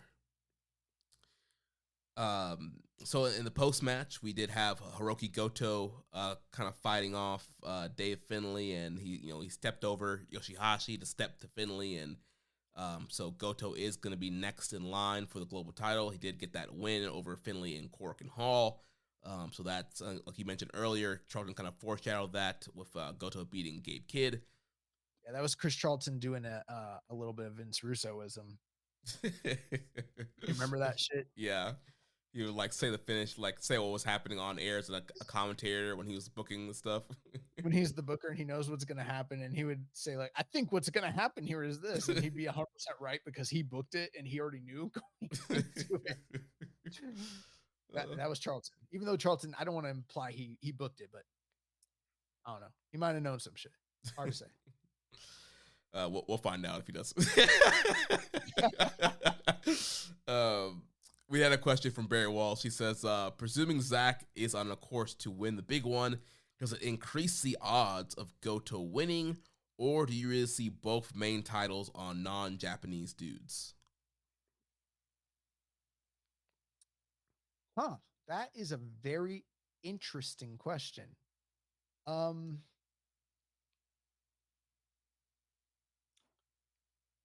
Well, I'm just going to throw this out there. There was that time where, just off the top of my head, just thinking about when was the last time that the two top main titles were on two foreigners, and it's probably Kenny Omega and Chris Jericho when they're on the cruise. Yeah, they were both the two champions. So I don't think it's unprecedented. And I am still leaning towards Zach winning the title, although you just never know. No, but I'm leaning towards Zach winning the title. But Goto has had a hell of a year. I think that management's probably seen that, and maybe there's some money that can be made with him in the global spot. At the same time, David Finlay, he's really niched out, carved out a little niche for himself. So I wouldn't be 100% surprised if it doesn't have to be forever, but if there was some period where those are the two top champions and they're both Gaijin or foreigner or whatever, it's possible. Yeah, I don't think it's completely crazy. Like you mentioned, Kenny and Jericho. And I mean, you've had histories where Bullet Club had like a bunch of titles at one time, so they've loaded up titles with foreigners before, and so and I don't think it's too crazy. And again, it's the fall. We're going to the Tokyo Dome, so I mean, titles can change. There's still a couple of big shows, so we'll see what happens. But it's not too crazy. A UK show. We got King of Pro Wrestling coming up, and we still got what, Historic Crossover, Power Struggle. Oh, and Power Struggle. Yeah, it's plenty of time for either of those belts to change hands. So the main, I just get to this period, I start giving up. I'm like, all right, everything's set. We're going. Next stop, Tokyo Dome. Nothing else matters. Senioritis. Well, the main event was for the IWGP World Heavyweight Title. Tetsuya Naito defeats the Great-O-Khan in 30 minutes and 54 seconds. So this is an interesting match for quite a few reasons. Number one, O-Khan was more over than Naito starting the match, and maybe that has something to do with the kind of contrarian views of like the Kobe crowd not being like the same as like a Tokyo crowd. And maybe O-Khan sort of leans more into the sensibilities of that audience. So that could be part of it. But as time went on throughout the match, Naito started to garner more and more crowd support, probably because of the sympathy that was, kind of on display. O-Khan was really in control for a large swath of this match. And I was a little torn because on the one hand, I liked the work O-Khan was doing.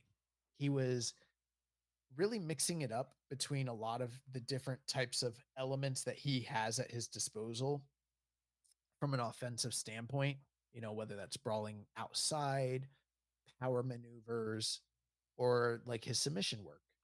And a lot of his groundwork was intricate and interesting because he was, finding cool ways to get into these submission holds and kind of mix in a lot of the like real world, like MMA sort of inspired stuff. But I do think that there's still this sort of psychology disconnect between the way he's implementing those skills and the actual structure of the match being entertaining.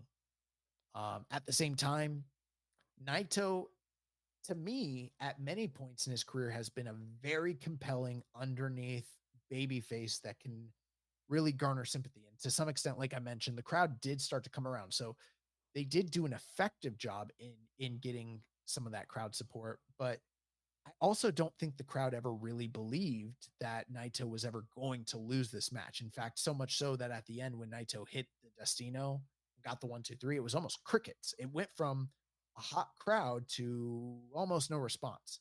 And I think that's just because I don't even think it's like they were disappointed. I just think it was the realization of an inevitability was sort of on display there.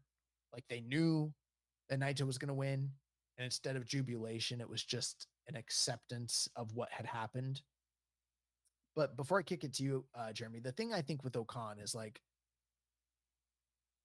he has a somewhat similar issue on the ground in lengthy matches as we used to see with Zack Sabre Jr., where like he'll put somebody, like it's a little different, but it's similar to a certain extent, where like Zack would get someone into a structured hold, but then they have nowhere to go from there, Mm-hmm. And in MMA, when someone is like saying, let's say they're working for a rear naked choke, part of the whole excitement of that is the struggle around whether they're going to sink it in, whether that person's going to pass out, whether they're going to tap.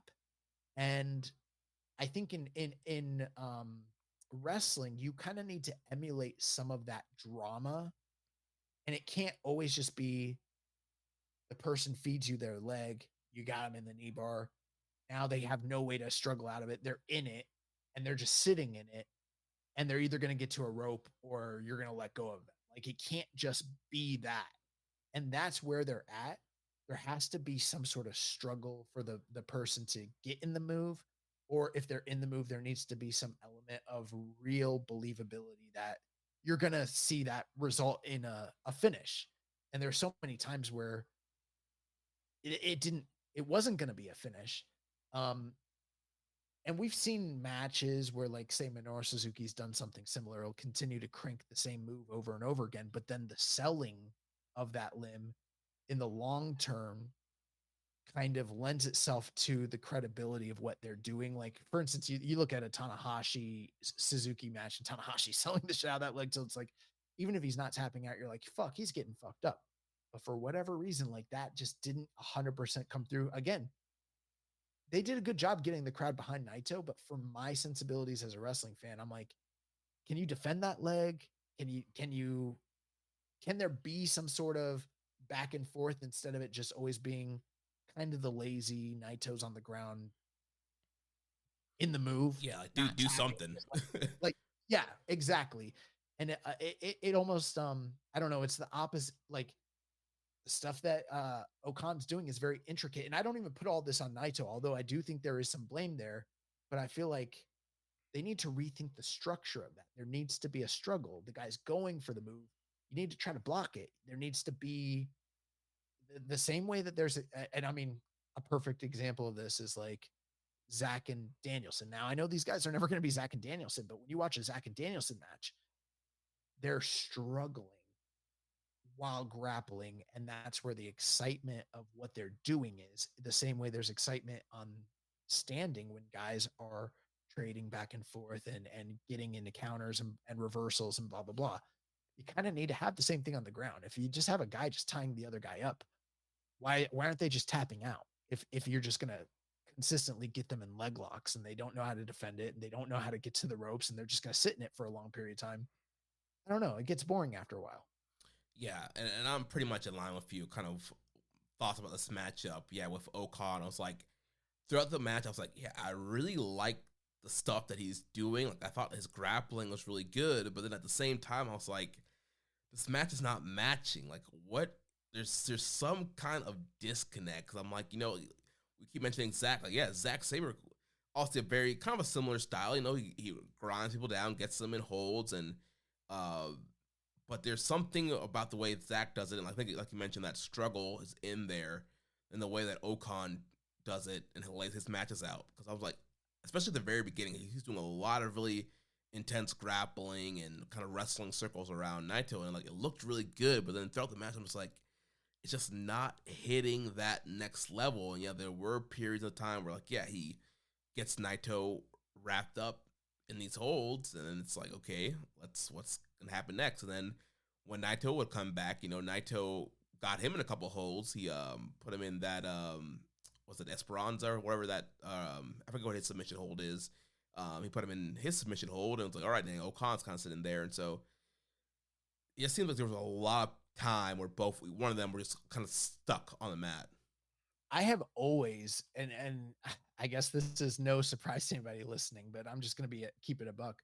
I've always hated Naito's groundwork because it's very uninspiring and it very rarely leads to anything of note. And it's very lazy a lot of the time. It's usually him doing the leg lock figure or full Nelson where he's got the guy's arms and the moves themselves are cool. Like, he's got the legs wrapped up and he's cranking the neck. And I understand he's cranking the neck. It lends itself to the overall strategy that he usually has, which is to work the neck. That's usually what Naito does. But no one taps from that.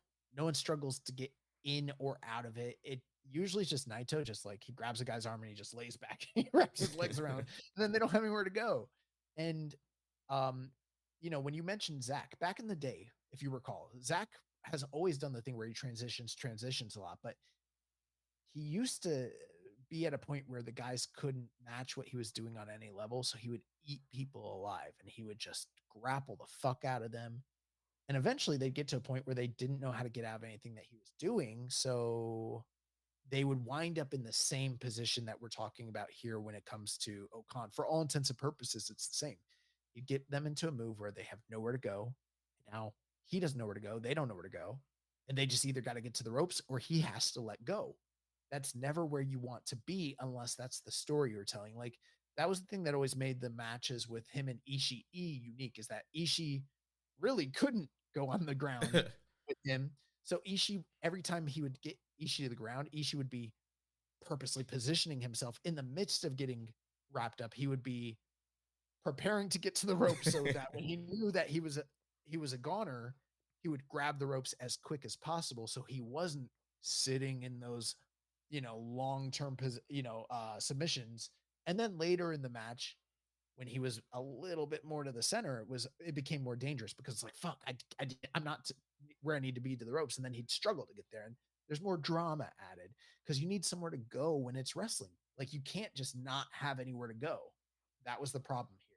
Was like Naito was content to like, I'll let O-Khan shine, which is great, but then they would have nowhere to go. And when you have nowhere to go, that's it.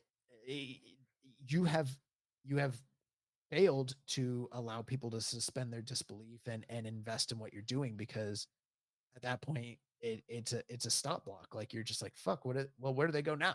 Is he gonna tap? Well, I don't believe he's gonna tap. He's not getting to the ropes. What are they gonna do? And this happened so many times in the match, and that's a problem. Yeah. And I mean, there were some cool spots in between. Naito did a bust out a top rope Frankensteiner after slipping on the ropes. So they were trying to go for that top rope eliminator. And then there was a great counter out of the eliminator. Naito turned it into a Destino. That was pretty cool. Yeah, I guess I shouldn't be so harsh, because I don't want to make it sound like the match was a complete and total snore or slog. I don't want to make it sound like it was a Hideki Suzuki match. It wasn't quite that. This was good. I thought it was a good title defense, but it was a good 31-minute title defense that probably could have trimmed some of that fat, and probably could have used a little bit sprucing up when it came to the ground game. A lot of the work was good, though. The crowd was hot. Naito seemed motivated. O-Khan got a lot of shine. Naito was sympathetic. They told a good story. The main two detriments were just the fact that it was impossible to believe that O-Khan was going to win. And as strong as he looked, I don't think that there were very many near falls where I believed that he was close to ever wrapping it up. And then, Naito, like you mentioned, he did that counter at the end where he hit the Destino and then hit another Destino. And then it was wraps 1, 2, 3. And he beat the guy clean, which is, I guess, what you need to do. But, that's what it was. Yeah. And like you mentioned earlier, O-Khan did get a great reaction. I was a little surprised, but yeah, just how huge his reaction was. And, the VTR showed like kind of all the work he's been doing, like with the anime community. And there was like a vignette of this like anime, like YouTuber party thing he was having. And all these like YouTubers were like putting him over. And so he's been doing a lot of work in like kind of local groundwork, getting over in like kind of these different like mediums and areas and crowds. And so from that standpoint, he's doing a great job putting himself out there. Did you read the interview he did with NJPW World? Oh yeah, he was like, we talked about it last week, like how he was burying Naito, and I felt like he's listening to our podcast is what I felt like. I'm like, this guy's echoing shit that I've been saying since 2021. Like, let's go. Yeah, Naito can't carry his knees can't carry the weight that he's on his shoulders, and he said that the crowd, when they chant for him, they're chanting for him, but they're not enthusiastically chanting for him in the way that they believe in him, but they're hoping that he lasts through another main event. Like, come on, Naito, you can do it. Yeah, please. Yeah, he was speaking a lot of hard truths on that on the interview. Real heavy on the devaluing of the IWGP title in terms of the AEW partnership. I thought that probably endears him pretty well to the domestic audience and spoke some truth. So interesting stuff there. Yeah. I went like 3.5 on this match. I feel like that's a pretty fair rating, which is good, but not great, but a very good match. Yeah, that's where I'm at. But yeah, when it comes to, the IWGP title match and big main event, like you expect a little bit better than that, but at the end of the day, it was a good matchup. And then post-match for the angle, we had Zack Sabre Jr. coming out with the G1 trophy, and him and Naito are going back and forth in Japanese, and kind of, obviously kind of confirming things for King of Pro Wrestling.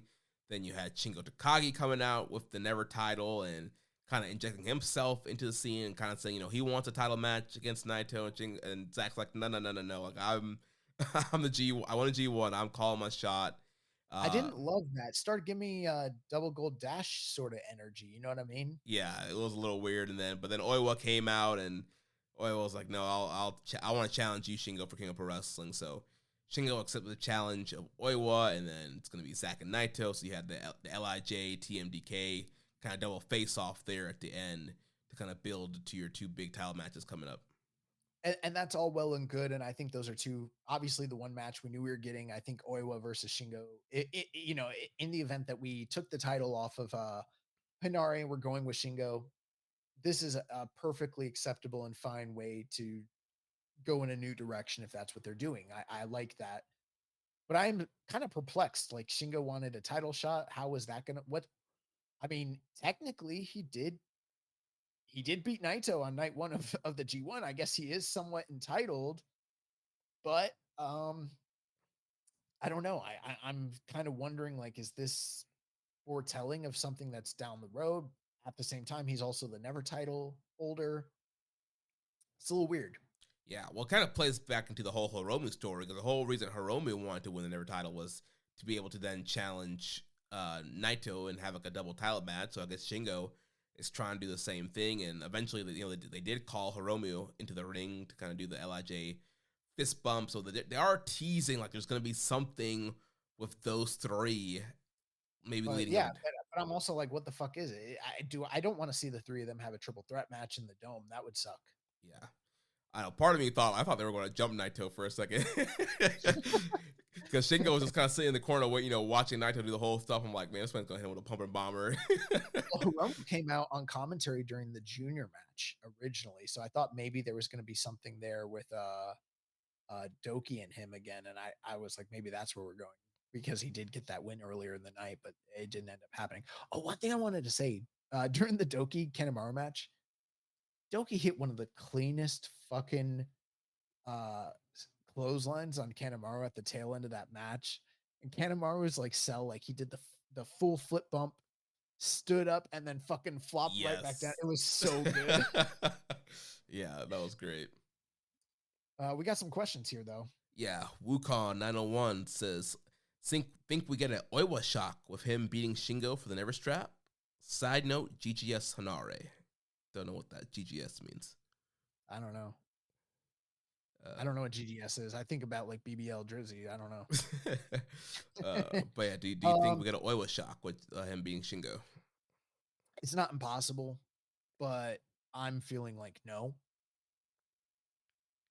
Because we if they put the title on Shingo this close to the Dome, I'm assuming it's probably going to the Dome in a never title capacity, whether that's defending the title or dropping it and then trying to regain it, one or the other, Yeah, and especially if there is something going on with him and Naito, I don't think you want him losing to Oiwa leading up to that. I feel like that's a red herring, but I don't know. New Japan's harder to predict these days, which is in some ways good, but some ways bad. Yeah. Two questions here from Doc. He says, Naito on STEMI looks great physically and move much better. Could Naito just hold on to the IWGP into January 4th now that he's back to form? I didn't feel like he looked bad in this match. Maybe there is some point where there was less issues with his like maneuvering, but I don't know. I didn't feel like I didn't feel like we saw Naito back in old form. I didn't feel like this was 2016. You know what I'm saying? Like, yeah. I mean, he tried with the hair dye, guys. He dyed his hair a little bit darker. But besides that, yeah, I didn't feel like he was like, back to 2016, 2017. I wasn't like, oh, damn, Naito. Doc also, I saw, I don't know. He was on the ground getting, wrapped up too many times for me to feel like he was back to maneuvering pretty well, Yeah. Doc also asked, do you think they go full force of Oiwa, considering he actually had cachet doing main events around the country, and is Kosei Fujita being called to heavyweight because he's putting on more weight month to month, and he was Oiwa's rival? In New Japan, a lot of that is a height thing more than it is an actual weight thing. So he can put on all the weight he wants, but unless he develops a frame like a Tomohiro Ishii or a Shingo Takagi, I don't really see that working out for the guy. I think junior is where he's going to be. If they weren't willing to call up Sho to heavyweight when he was in better physical shape, I don't think that they're going to do that for Fujita. Although I would love to see Oiwa and Fujita team up as like a mixed weight, open weight kind of tag team. That would be pretty sick.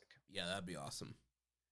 And for the record, going back to the question prior, I don't want to see Naito hold the title until 1-4, unless there is some sort of astronomical main event that just cannot be, denied. And the only thing I can think of that has that sort of sway with me is maybe him and Hiromu.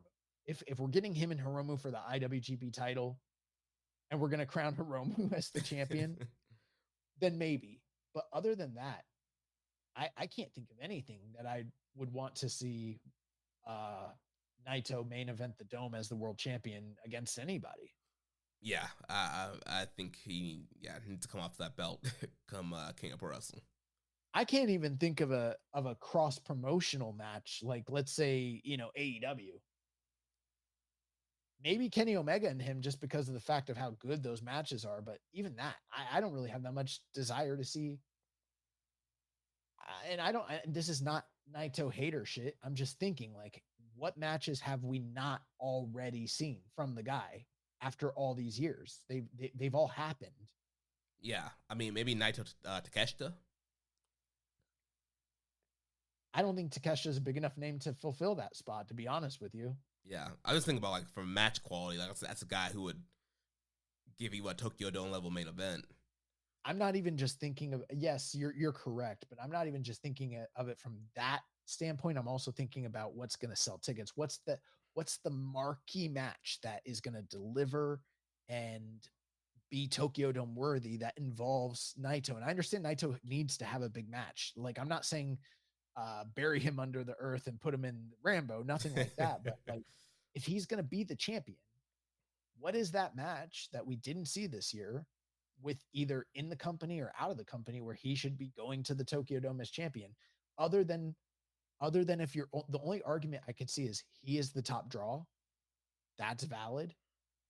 But other than that, like, what match is that? What match do you want to see with him other than him and Hiromu?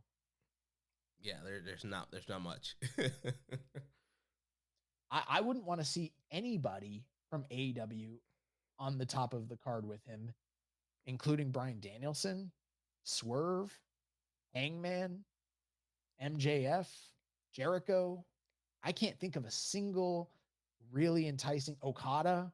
I've seen that a million times. What is there? What's out there? The only one, even Ospreay. Well, Ospreay might be, but then he'd be beating Ospreay, and you have to imagine Ospreay's jobbing to him. The only two to me that like make sense out there are like Ospreay and maybe Kenny. I don't think those are realistic. Yeah. I think it just makes a lot more sense for Zach to beat him at this point, personally. If there was something on the horizon from a business standpoint that just made all the sense in the world, sure, keep the belt on Naito. I don't even fucking care. If it's good for the company, it's good for the company. I don't see it. Do you see it, Jeremy? I don't know. No. Because I think you can slide him in as a special, singles match, kind of, double main event. And if the direction is, you go him versus Hiromu or even him versus Shingo for the Never title, like those are two big enough matches where they don't have to main event and it doesn't have to be for the world title. And it's still like a special main event, and you can build it up, LIJ versus LIJ, and you give Naito a big match, but he's not in the main event. The only other match that I can think of, and this is so far-fetched, it would probably never happen. And even if it did happen, I don't think it even needs to have the IWGP title necessarily tied to it. But like, the only name out there that's outside of New Japan, that's domestic, and I don't think he's a big enough name to really headline the Tokyo Dome with him. But for me, in terms of star quality, I would love to see him and Kento Miyahara in the Dome if we could get that. But I don't think that New Japan would view Miyahara in those terms either. And I don't know if that would translate to the kind of business success they would expect from a headliner for the Dome. Yeah, that's But definitely a great matchup. But yeah, I don't think that's, yeah, I have a hard time seeing New Japan putting Miyahara in the Dome main event. I think Zach needs to win that title to freshen things up. I just think it's going to enliven things quite a bit. Yeah. Death Triangle 720 asks, overall, do you think today's show put New Japan in the right direction for the remainder of the upcoming shows? I think if you're nitpicking, there's definitely a few things you could be upset about, especially if some of your favorites didn't win today or yesterday. But I think it's mostly positive, honestly. Yeah, definitely good stuff, especially when we look at the King of Pro Wrestling card. I think there's a lot of really great matches coming up. Rambo and Slam Pig says, I had the feeling that Destruction in Kobe was very underhyped. Despite this, I think the card as a whole over-delivered. Do you think the fall events have a little more intrigue since the change in win? The G1 Winter Challenges was announced, or are there things unrelated? I think for fans that are super plugged in, there was hype about this, but I don't feel like it's not like I saw everybody on the internet talking about this, like only like the diehards, and I feel like some expectations for the overall quality of the show maybe didn't live up to those expectations, but it was a good show. There was a lot of positive things, angles, returns, title changes, good matches. That's a recipe for a good show. This wasn't a match of the year contender show or show of the year contender for me personally, but I thought it was a good show. And I do think that there is some intrigue in the, fourth quarter of the year just based off the way the G1 went. Yeah, I think there's a lot of excitement and then people kind of questioning, figuring out, what are they doing? What's the main event for January 4th? And yeah, I think overall, I mean, there was a lot of big time matches on this card, and it might have seemed a little underrated just because like this Destruction tour has been kind of quiet. I mean, you had those few Corkin halls, but then a lot of this tour was untelevised, and so you really didn't have a lot of televised road twos to really continue to push the show out there. So it kind of came out of nowhere because we had such a time off, and then it's bam, big show. But there were some big matches on here, and so yeah, that was pretty good. So we have that's going to do it for our review. We've got 2 shows coming up in the next week. I'm going to run through those very quickly. So we have the NJPW Wrestling Life 40th anniversary Yuji Nagata produced Blue Justice 14, and that is coming up what, Sunday? Yeah, this coming Sunday. So first match of the night, we got Masatori Yasuda, Shomakato, and Toru Yano versus Daiki Nagai, Katsuyori Murashima, and Bolton Oleg.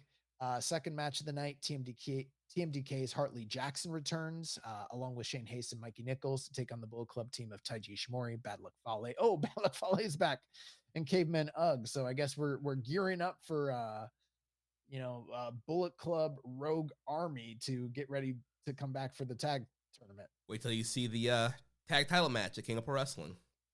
Oh no. Third match of the night, just 5 guys, Taka Michinoku, Doki taking on House of Torture Show and Yoshinobu Kanemaru. Fourth match of the night, LIJ's Hiromu Takahashi and Yota Tsuji taking on the United Empire's Jacob Austin Young and Jeff Cobb. Fifth match of the night, Shota Umino, Ishii, and Tanahashi take on the House of Tortures, Evil, Yujiro, and Dick Togo. Why are we still doing this? Forever. Yeah, bro. Come on. Sixth match of the night, Kevin Knight makes his return. Hell yeah. Along with Kushida, teaming with Tomoaki Hanma, Yoshihashi, and Goto to take on the Bull Club War Dogs team of Connors, Maloney, Gedo, Gabe Kidd, and David Finlay.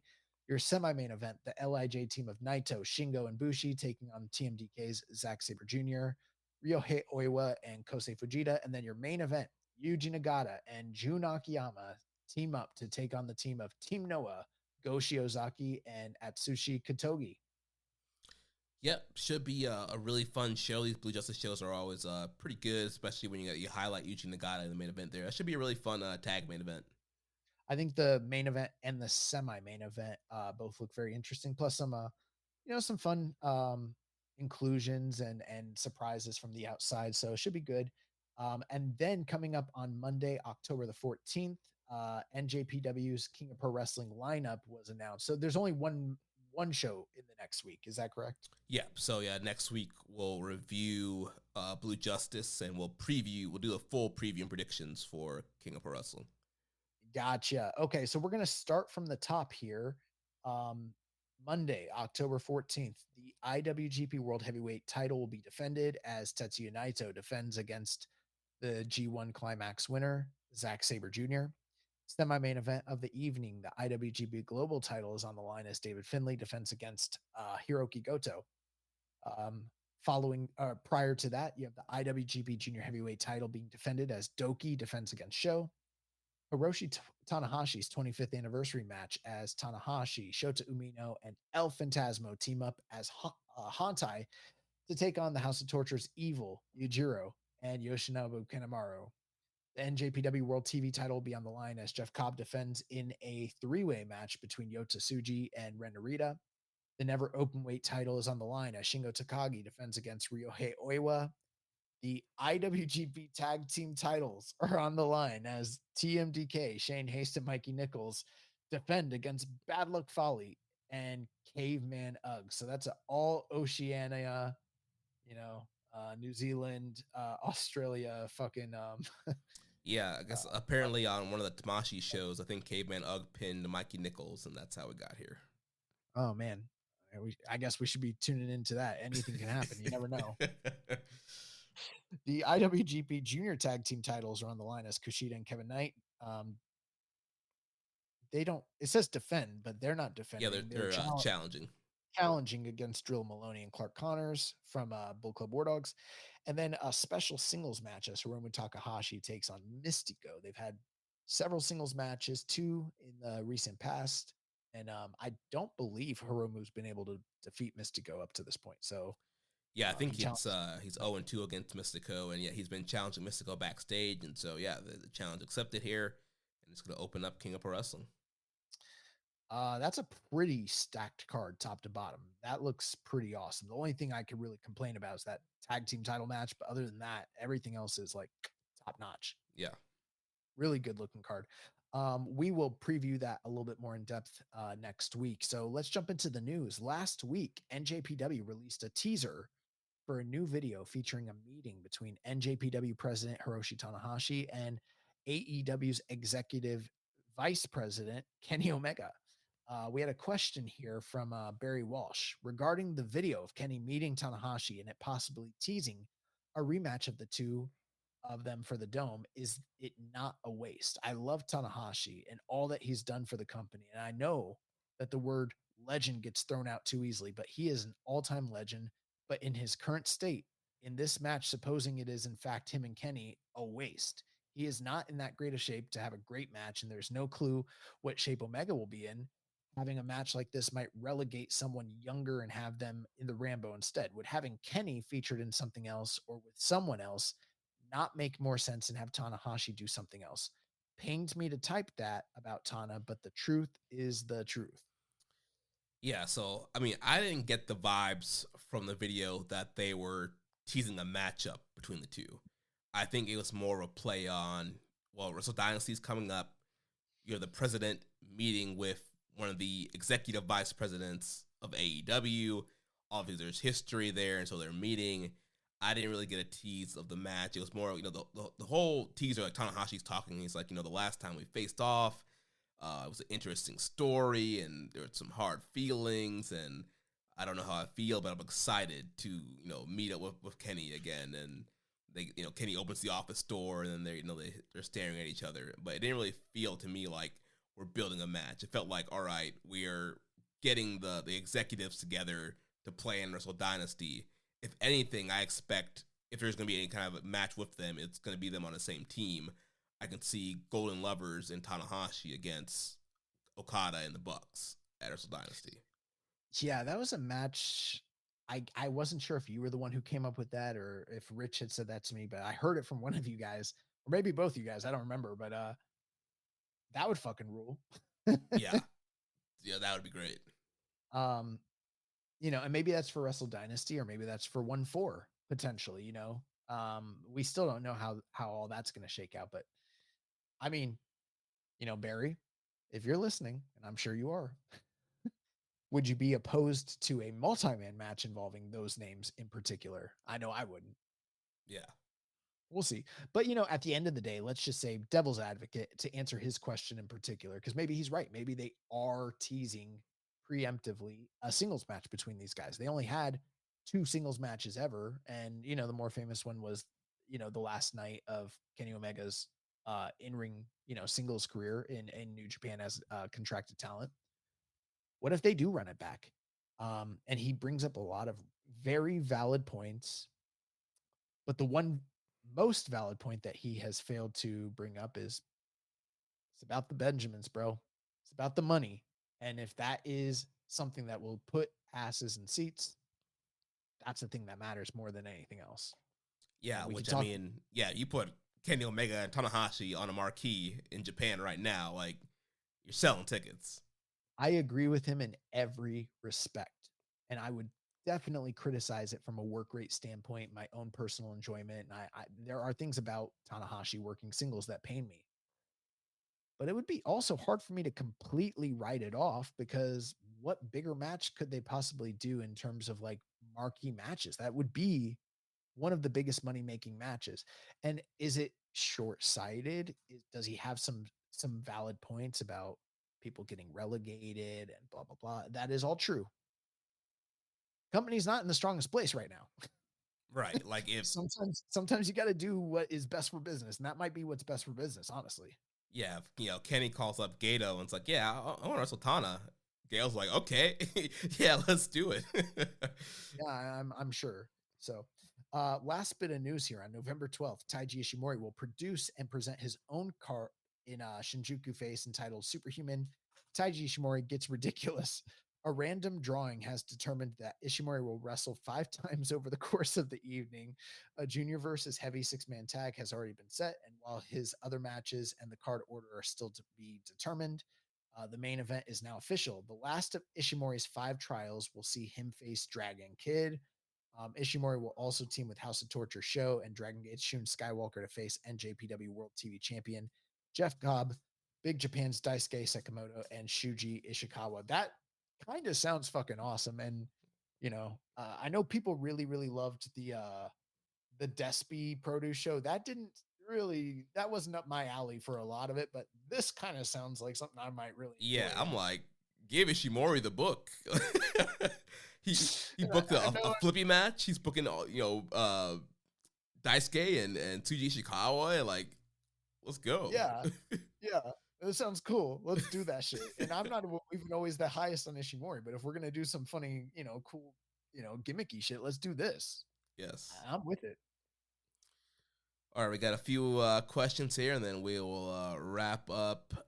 Death Triangle 720 says, does it feel like New Japan are just throwing anything out to see what sticks, unlike previous years when they knew which stars were going to have a big spot at the Dome? I can't say that. Could it feel like that? Sure. But I feel like some of that is due to potential uncertainty from the audience. I don't know necessarily that the booking committee feels that way themselves. They might have internal plans that we're just not privy to. I can see why someone would say that. I personally don't get the desperation we're scrambling vibe personally right now, if that makes sense. Yeah, it's not like they're doing super hot shot angles and doing crazy stuff every week. It definitely seems like there's a direction, and yeah, I think just with the uncertainty of the fall and what the Tokyo Dome main event's going to be, it might seem like they're just throwing stuff out there and trying stuff, but maybe this has been the plan all along. They actually have stuff locked in. His other question, would either Jeremy or Young Boys say that it's a double-edged sword not having any matches announced for Wrestle Kingdom as yet while progressing different stories show to show? Yeah, that's always the case to some extent. We've always talked about one of the handcuffs to New Japan's booking is that they can't really like you said, it's show to show. And everything is contingent on the results of one show to get to another place. At the same time, New Japan has done a good job in maybe not to build to Wrestle Kingdom specifically just yet, but they've done a good job getting to like say some of the UK show matches. Those have already been built and sort of announced, and they're not contingent on what was happening here in Destruction.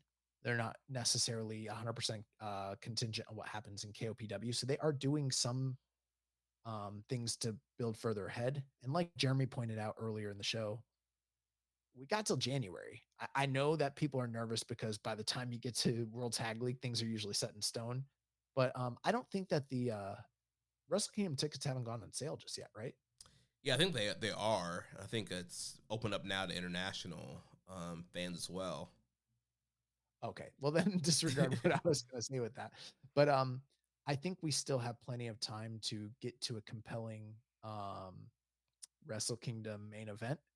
And you know, if at the end of the day, when we get there, ticket sales suffer because they did something different this year with Zach. Let's just say Zach does win, and by the time we get there, tickets are lackluster and sales decline and that sort of thing. Then maybe they go back to the old tried and true trusted formula. But they have an opportunity here to do something fresh, young, and exciting. And if it's booked right and it gets the, I mean, I think I'm right. No one else is saying it, but I think we're gonna wind up with Okada and Zach in the Dome. I do want to say that last week I listened to the show and you did misquote me a little bit, Jeremy. I'm not necessarily saying it's 1-4 or 1-5. It could be either. Gotcha. Okay. But I think we're going to get one of those nights with one of those matches somehow, some way. That's just my feeling. But even if they don't do that, let's say Zach is the champion. They've got the ability to do whatever the fuck they want between this coming month, in just a couple weeks and January to get to wherever it is they're trying to get by that time. They have plenty of time creatively to do something out of the box, insane, fun, and exciting to really draw people's attention and really draw the attention of the wrestling world. Yeah, and I think one thing too when it comes to Wrestle Kingdom, also it's not as big as a cachet for like WrestleMania, where like almost right now it really doesn't really matter what's on WrestleMania card. Like people are going to travel there just because it's WrestleMania. It's a big stadium kind of moment. And Wrestle Kingdom is kind of like that. It's your big show. Like people are going to be traveling. They are trying to build up Wrestle Kingdom week and kind of make it more of its attraction. So I think, there is that brand kind of like people are going to go just because it's Wrestle Kingdom. But yeah, like, there's so much time to still build what's coming up. And I think people forget, we have so our crossover. There's Power Struggle. We got this King of Pro Wrestling stuff. There's the UK show, Royal Quest. Like there's so much stuff happening. There's a US show in between there in November, Fighting Spirit Unleashed. There's so much stuff that's going to be happening this fall that's all going to build up to where we're going to get to. Like by November, I mean, we should have a lot of stuff locked in. Ishimori, Superman Extra Ridiculous Extravaganza show. Yeah. From Shinjuku Face. You just never know. To Tamashi. They might do another Tamashi show. They might do an LA Dojo showcase. You don't know what the fuck that could have ramifications that go all the way to the Tokyo Dome. Next question. Any predictions on the directions for Hanare and Gabe Kidd at Wrestle Kingdom 19? In my opinion, I hope those two would have a unification match for both their titles after their first match earlier this year. I am somewhat in favor of a unification of sorts of some of these titles. I don't think there's reason to have so many open weight singles titles. I would love for like the Strong and the Never titles to be unified, but I'm assuming this question was asked before Hanare dropped the belt to Shingo, so I don't think that's happening here. I wouldn't be surprised if Gabe does end up defending his title at Wrestle Kingdom, though. Yeah, that could definitely happen. Yeah, I would have loved to see a unification between Gabe Kidd and Hanare as well. But yeah, we'll see if those guys kind of fall when it comes Dome season, if they're even going to get singles matches. But if Gabe Kidd does remain strong openweight champion, it would be cool to have that title defended in the Dome, even though I know Tanahashi is saying that's going to be more of just defended in the U.S. I think that would still be cool to have that title defended in the Dome. And its last question is the company creatively bankrupt when it regards the tag divisions all around? The six men have been in a rinse and repeat feud for months. The heavyweight tag titles are in a feud for a dead group, and the junior tags have been MIA for a while. They have the ability right now, given the tools that are in their box, to do some pretty cool and exciting stuff regarding the tag divisions, and uh, they haven't been for whatever reason. So with the junior division, I think actually for both the heavyweight and the junior division, I feel like they're a little bit handcuffed by the fact that they're relying on so many foreigners. And given the state of the company and travel expenses and everything, it's not always as easy to bring in all those foreigners to, you know, facilitate all that. But you got all these young guys domestically already right there. And maybe we're going to see a shakeup come World Tag League time, and maybe that will, you know, correct course a little bit. Then again, it is New Japan. They've never been the most dynamic tag booking company ever. So it's not like this isn't par for the course to some degree. But yeah, I do think there's an issue, and they should probably work on that a little bit, because we've had some good times with the tag divisions. Right now, it's not feeling that way for either division. And again, I've said this before, but I would really love for the War Dogs team to go heavyweight, because they're good enough to fucking go there at this point. Yeah, and we've talked about several times about potentially combining that junior tag, heavyweight tag division, and just having one solid tag division. But yeah, also like we've talked about several times. Yeah, tag team wrestling is it's never really been New Japan's drawing card for the tag titles, and so there's not always a ton of effort put there. But yeah, they have a super talented roster. Yeah, if they really wanted to, yeah, all three of those divisions could be super entertaining. I mean, why not have like Hanare, Cobb, and O-Khan be the never six mans and like just destroy people? Like, there's so many interesting trios they could put together. There's so many interesting junior tag teams. There's so many heavyweight tags that they can do. But then they bring in Fale and K-Man Ugg. So, next question from Doc. He says, with Yi attending Noah shows, with which 2000s embattled hip hop artists would show up at New Japan? He's talking about Kanye. I don't know if you saw he was at a Noah show today. Yeah, I did. I don't know. Redman and Method Man. Def Jam Vendetta. Yeah. Oh man, that'd be fun. Barrywall says, do you know what was going on when Jado was booking Noah while still under contract to New Japan some years ago? I get talent can be booked for other shows, but to have a wrestler from a rival booking your entire company, what was going on at the time? And was it something bigger, like a possible buyout or something? Yeah. So I wish I should have looked at all this before. I'm going to give you the like bullet point gists of what was going on, but it could be maybe not 100% factual. You might want to, as I like to say, do your own research. But yeah, at the time, Noah had a partnership with New Japan. They were, and again, I don't know all the fine details, but my understanding is that Noah was going through a ownership or management change and was having difficulties financially. And this was at a period where like they were, I know in recent times they've had some lower end times when it comes to like finances, even after the cyber agent buyout, but like we're talking like dire periods where like things were really, really, really bad in like 2014, 2015 for Noah. And there was a partnership with New Japan. And I believe that there was some sort of, I don't know the fine details, but there was some sort of deal in place for Bushi Road to gain some sort of ownership stake in Noah. Which was pretty cool. And well, maybe not cool, but like it was interesting. It was a very tumultuous time. And so that's why they sent over Jado to do some booking along with Suzuki-gun, which like, yes, Suzuki-gun is, they were all freelancers, but they were New Japan guys and they were sent there as an invasion angle, and Jado was doing the booking. And this was all while this kind of quasi sort of ownership deal was in play between Bushi Road and then Noah's management or ownership. And then you know, the long story short, it didn't end up happening. And Noah ended up getting bought out by different management and then eventually wound up with Cyber Agent. And, Jado ended up not continuing to book for them.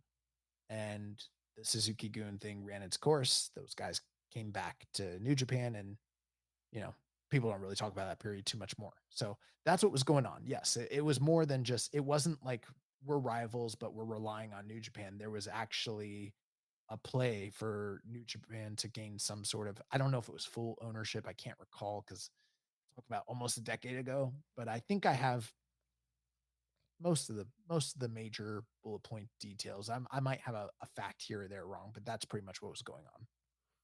Yeah, I remember like the Agent angle went super well at first, but then after a while, it kind of fizzled out and things were. I'll tell you guys, there is a match. There's some really good matches, but one in particular that just fucking rules. There's a match between Minoru Suzuki and Takashi Segura for the GHC title, and it's a knockout or submission only match.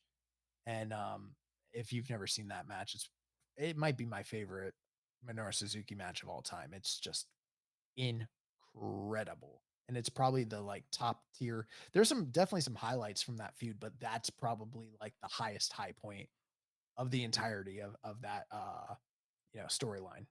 Nice. All right, recommended match of the week. Honestly, I didn't. I don't even remember what we picked last time, but I haven't watched anything that you. I watched them both. All right, I got you, bro. So, actually, it's funny. I think I picked both of them.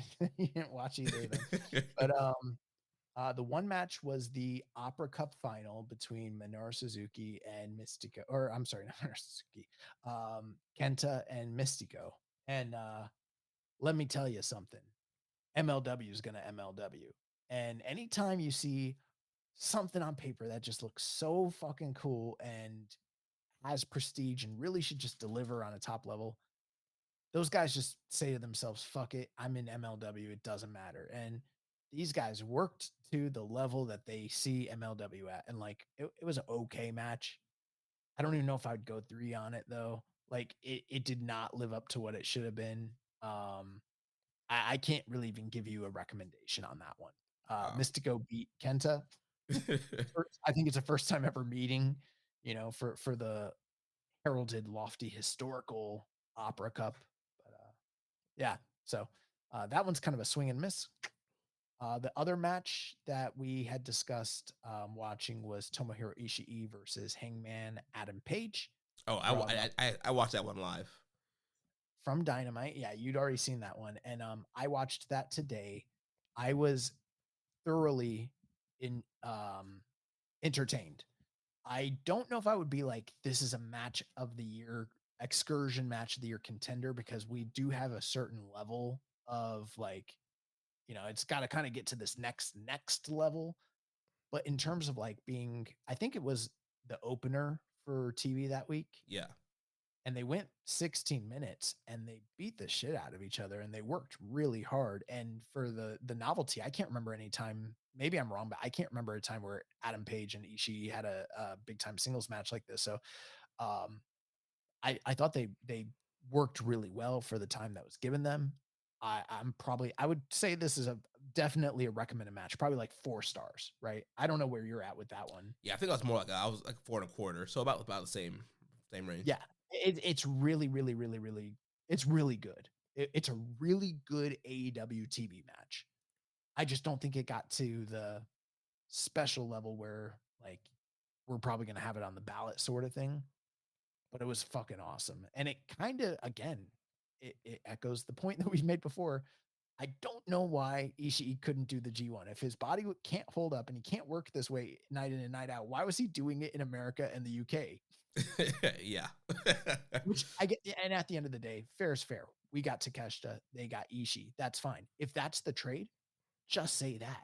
Just say, we're going to get Ishii. You guys are going to get Takeshita. But don't let the talking point be, guy's body's broken down. He just can't fucking go. And then he's over here having bangers with Hangman Adam Page for 16 minutes. That was a G1 style match. That's a night 9 G1 match in the B block. Yeah. Third from the top. the match with Fletcher. Then he goes to the UK versus JJ Gale. Maybe he didn't keep quite the same schedule as the G1, and that's fair. But I don't know. I looked at his cage match. I don't know. That man was making towns though. It was a lot of matches. Let's look at that real quick, just before we go here. We got the time. Mm-hmm. So this man worked between after the G1 qualifying tournament. So between July 6th all the way to August 30th. This man worked 1, 2, 3, 4, 5, 6, 7, 8, 9, 10, 11, 12, 13, 14, 18 matches, bro. Oh my gosh. He worked 18 matches. Now, granted, not a lot of them were tag matches, but and it's not like they were all singles matches, but like Still. they weren't still, bro. And you know what? Prior to the little G1 or prior to the little New Japan Soul Tour that he done, he had worked 1, 2, 3, 4 excursion matches in other companies too. Hard ones too. Masakita Miya for 2 of those matches. Yeah, we got worked. It's a lie, bro. This is a lie. That this in the course of a month, this dude worked 18 times. Ridiculous. Oh man. Anyways, I know that there are probably excursion matches out there that we should probably track down, but I just don't have one this week. So yeah, I need to we need to catch back up on that. Yeah, I don't have one for this week either. So the sad thing is I don't even remember what we watched this year. We've seen some really great matches, and I can't even. I'm gonna have to do some research and go back and be like, did I watch that? Was that good? Should I go back? I guess I got to go back through the audio and see what we fucking listened to or what we watched and what we liked. Yeah. It's been a crazy year. Yeah, it's crazy that it's almost over. I'm glad. Well, that's going to wrap things up for us this week. Next week, we'll be back to review the Blue Justice show and preview King of Pro Wrestling. Remember, if you want to watch our show live or listen without ads, sign up at patreon.com/KIStrongStyle. You can also make a donation by visiting socialsuplex.com/donate and click on the donate button under Keeping It Strong Style logo. Don't forget to get your Keeping It Strong Style t-shirt from chop-tees.com/socialsuplex. And make sure to connect with us on social media. On X, follow us at KIStrongStyle, at socialsuplex, and at Jeremy L. Donovan. On Facebook, follow us at facebook.com/socialsuplex and the Wrestling Squared Circle Facebook group. On Reddit, I'm the Pro Black Guy and just Keeping It Strong Style. On YouTube, we are at Socialsuplex. Join our Social Suplex Discord server to interact with us and other wrestling fans. You can email me, Jeremy, at socialsuplex.com. And check out all the shows that we have here on the Social Suplex Podcast Network. One Nation Radio hosted by Rich Latta and James Boyd. All Things Elite with Floyd and Austin. Imps WW Adventure with the Implications Matthew Mayer. Wrestling Art with Chris Things. Tunnel Talk with Allie and Leah. And the Trish and Sarah Wrestling Podcast. And don't forget to subscribe and leave a rating and review, and we'll catch you next week on Keeping It Strong Style, the ace of podcasts. Chopped/tees, Keeping It Strong Style. Get your merch. You're going to love it. Check it out. Incredible stuff. Literally. Ichiban. Thank you for listening to Keepin' It Strong Style. We'll see you next time. Wesley Financial Group is not a law firm. Do you find yourself stuck in a timeshare? Get the real facts about the timeshare industry and your options for cancellation. Chuck McDowell, founder of Wesley Financial Group, has put together a free information guide that reveals the secrets the timeshare industry doesn't want you to know, including the 5 ways to get rid of your timeshare. Get this timeshare cancellation guide absolutely free. Get your free guide at iCancelTimeshare.com. That's iCancelTimeshare.com. iCancelTimeshare.com.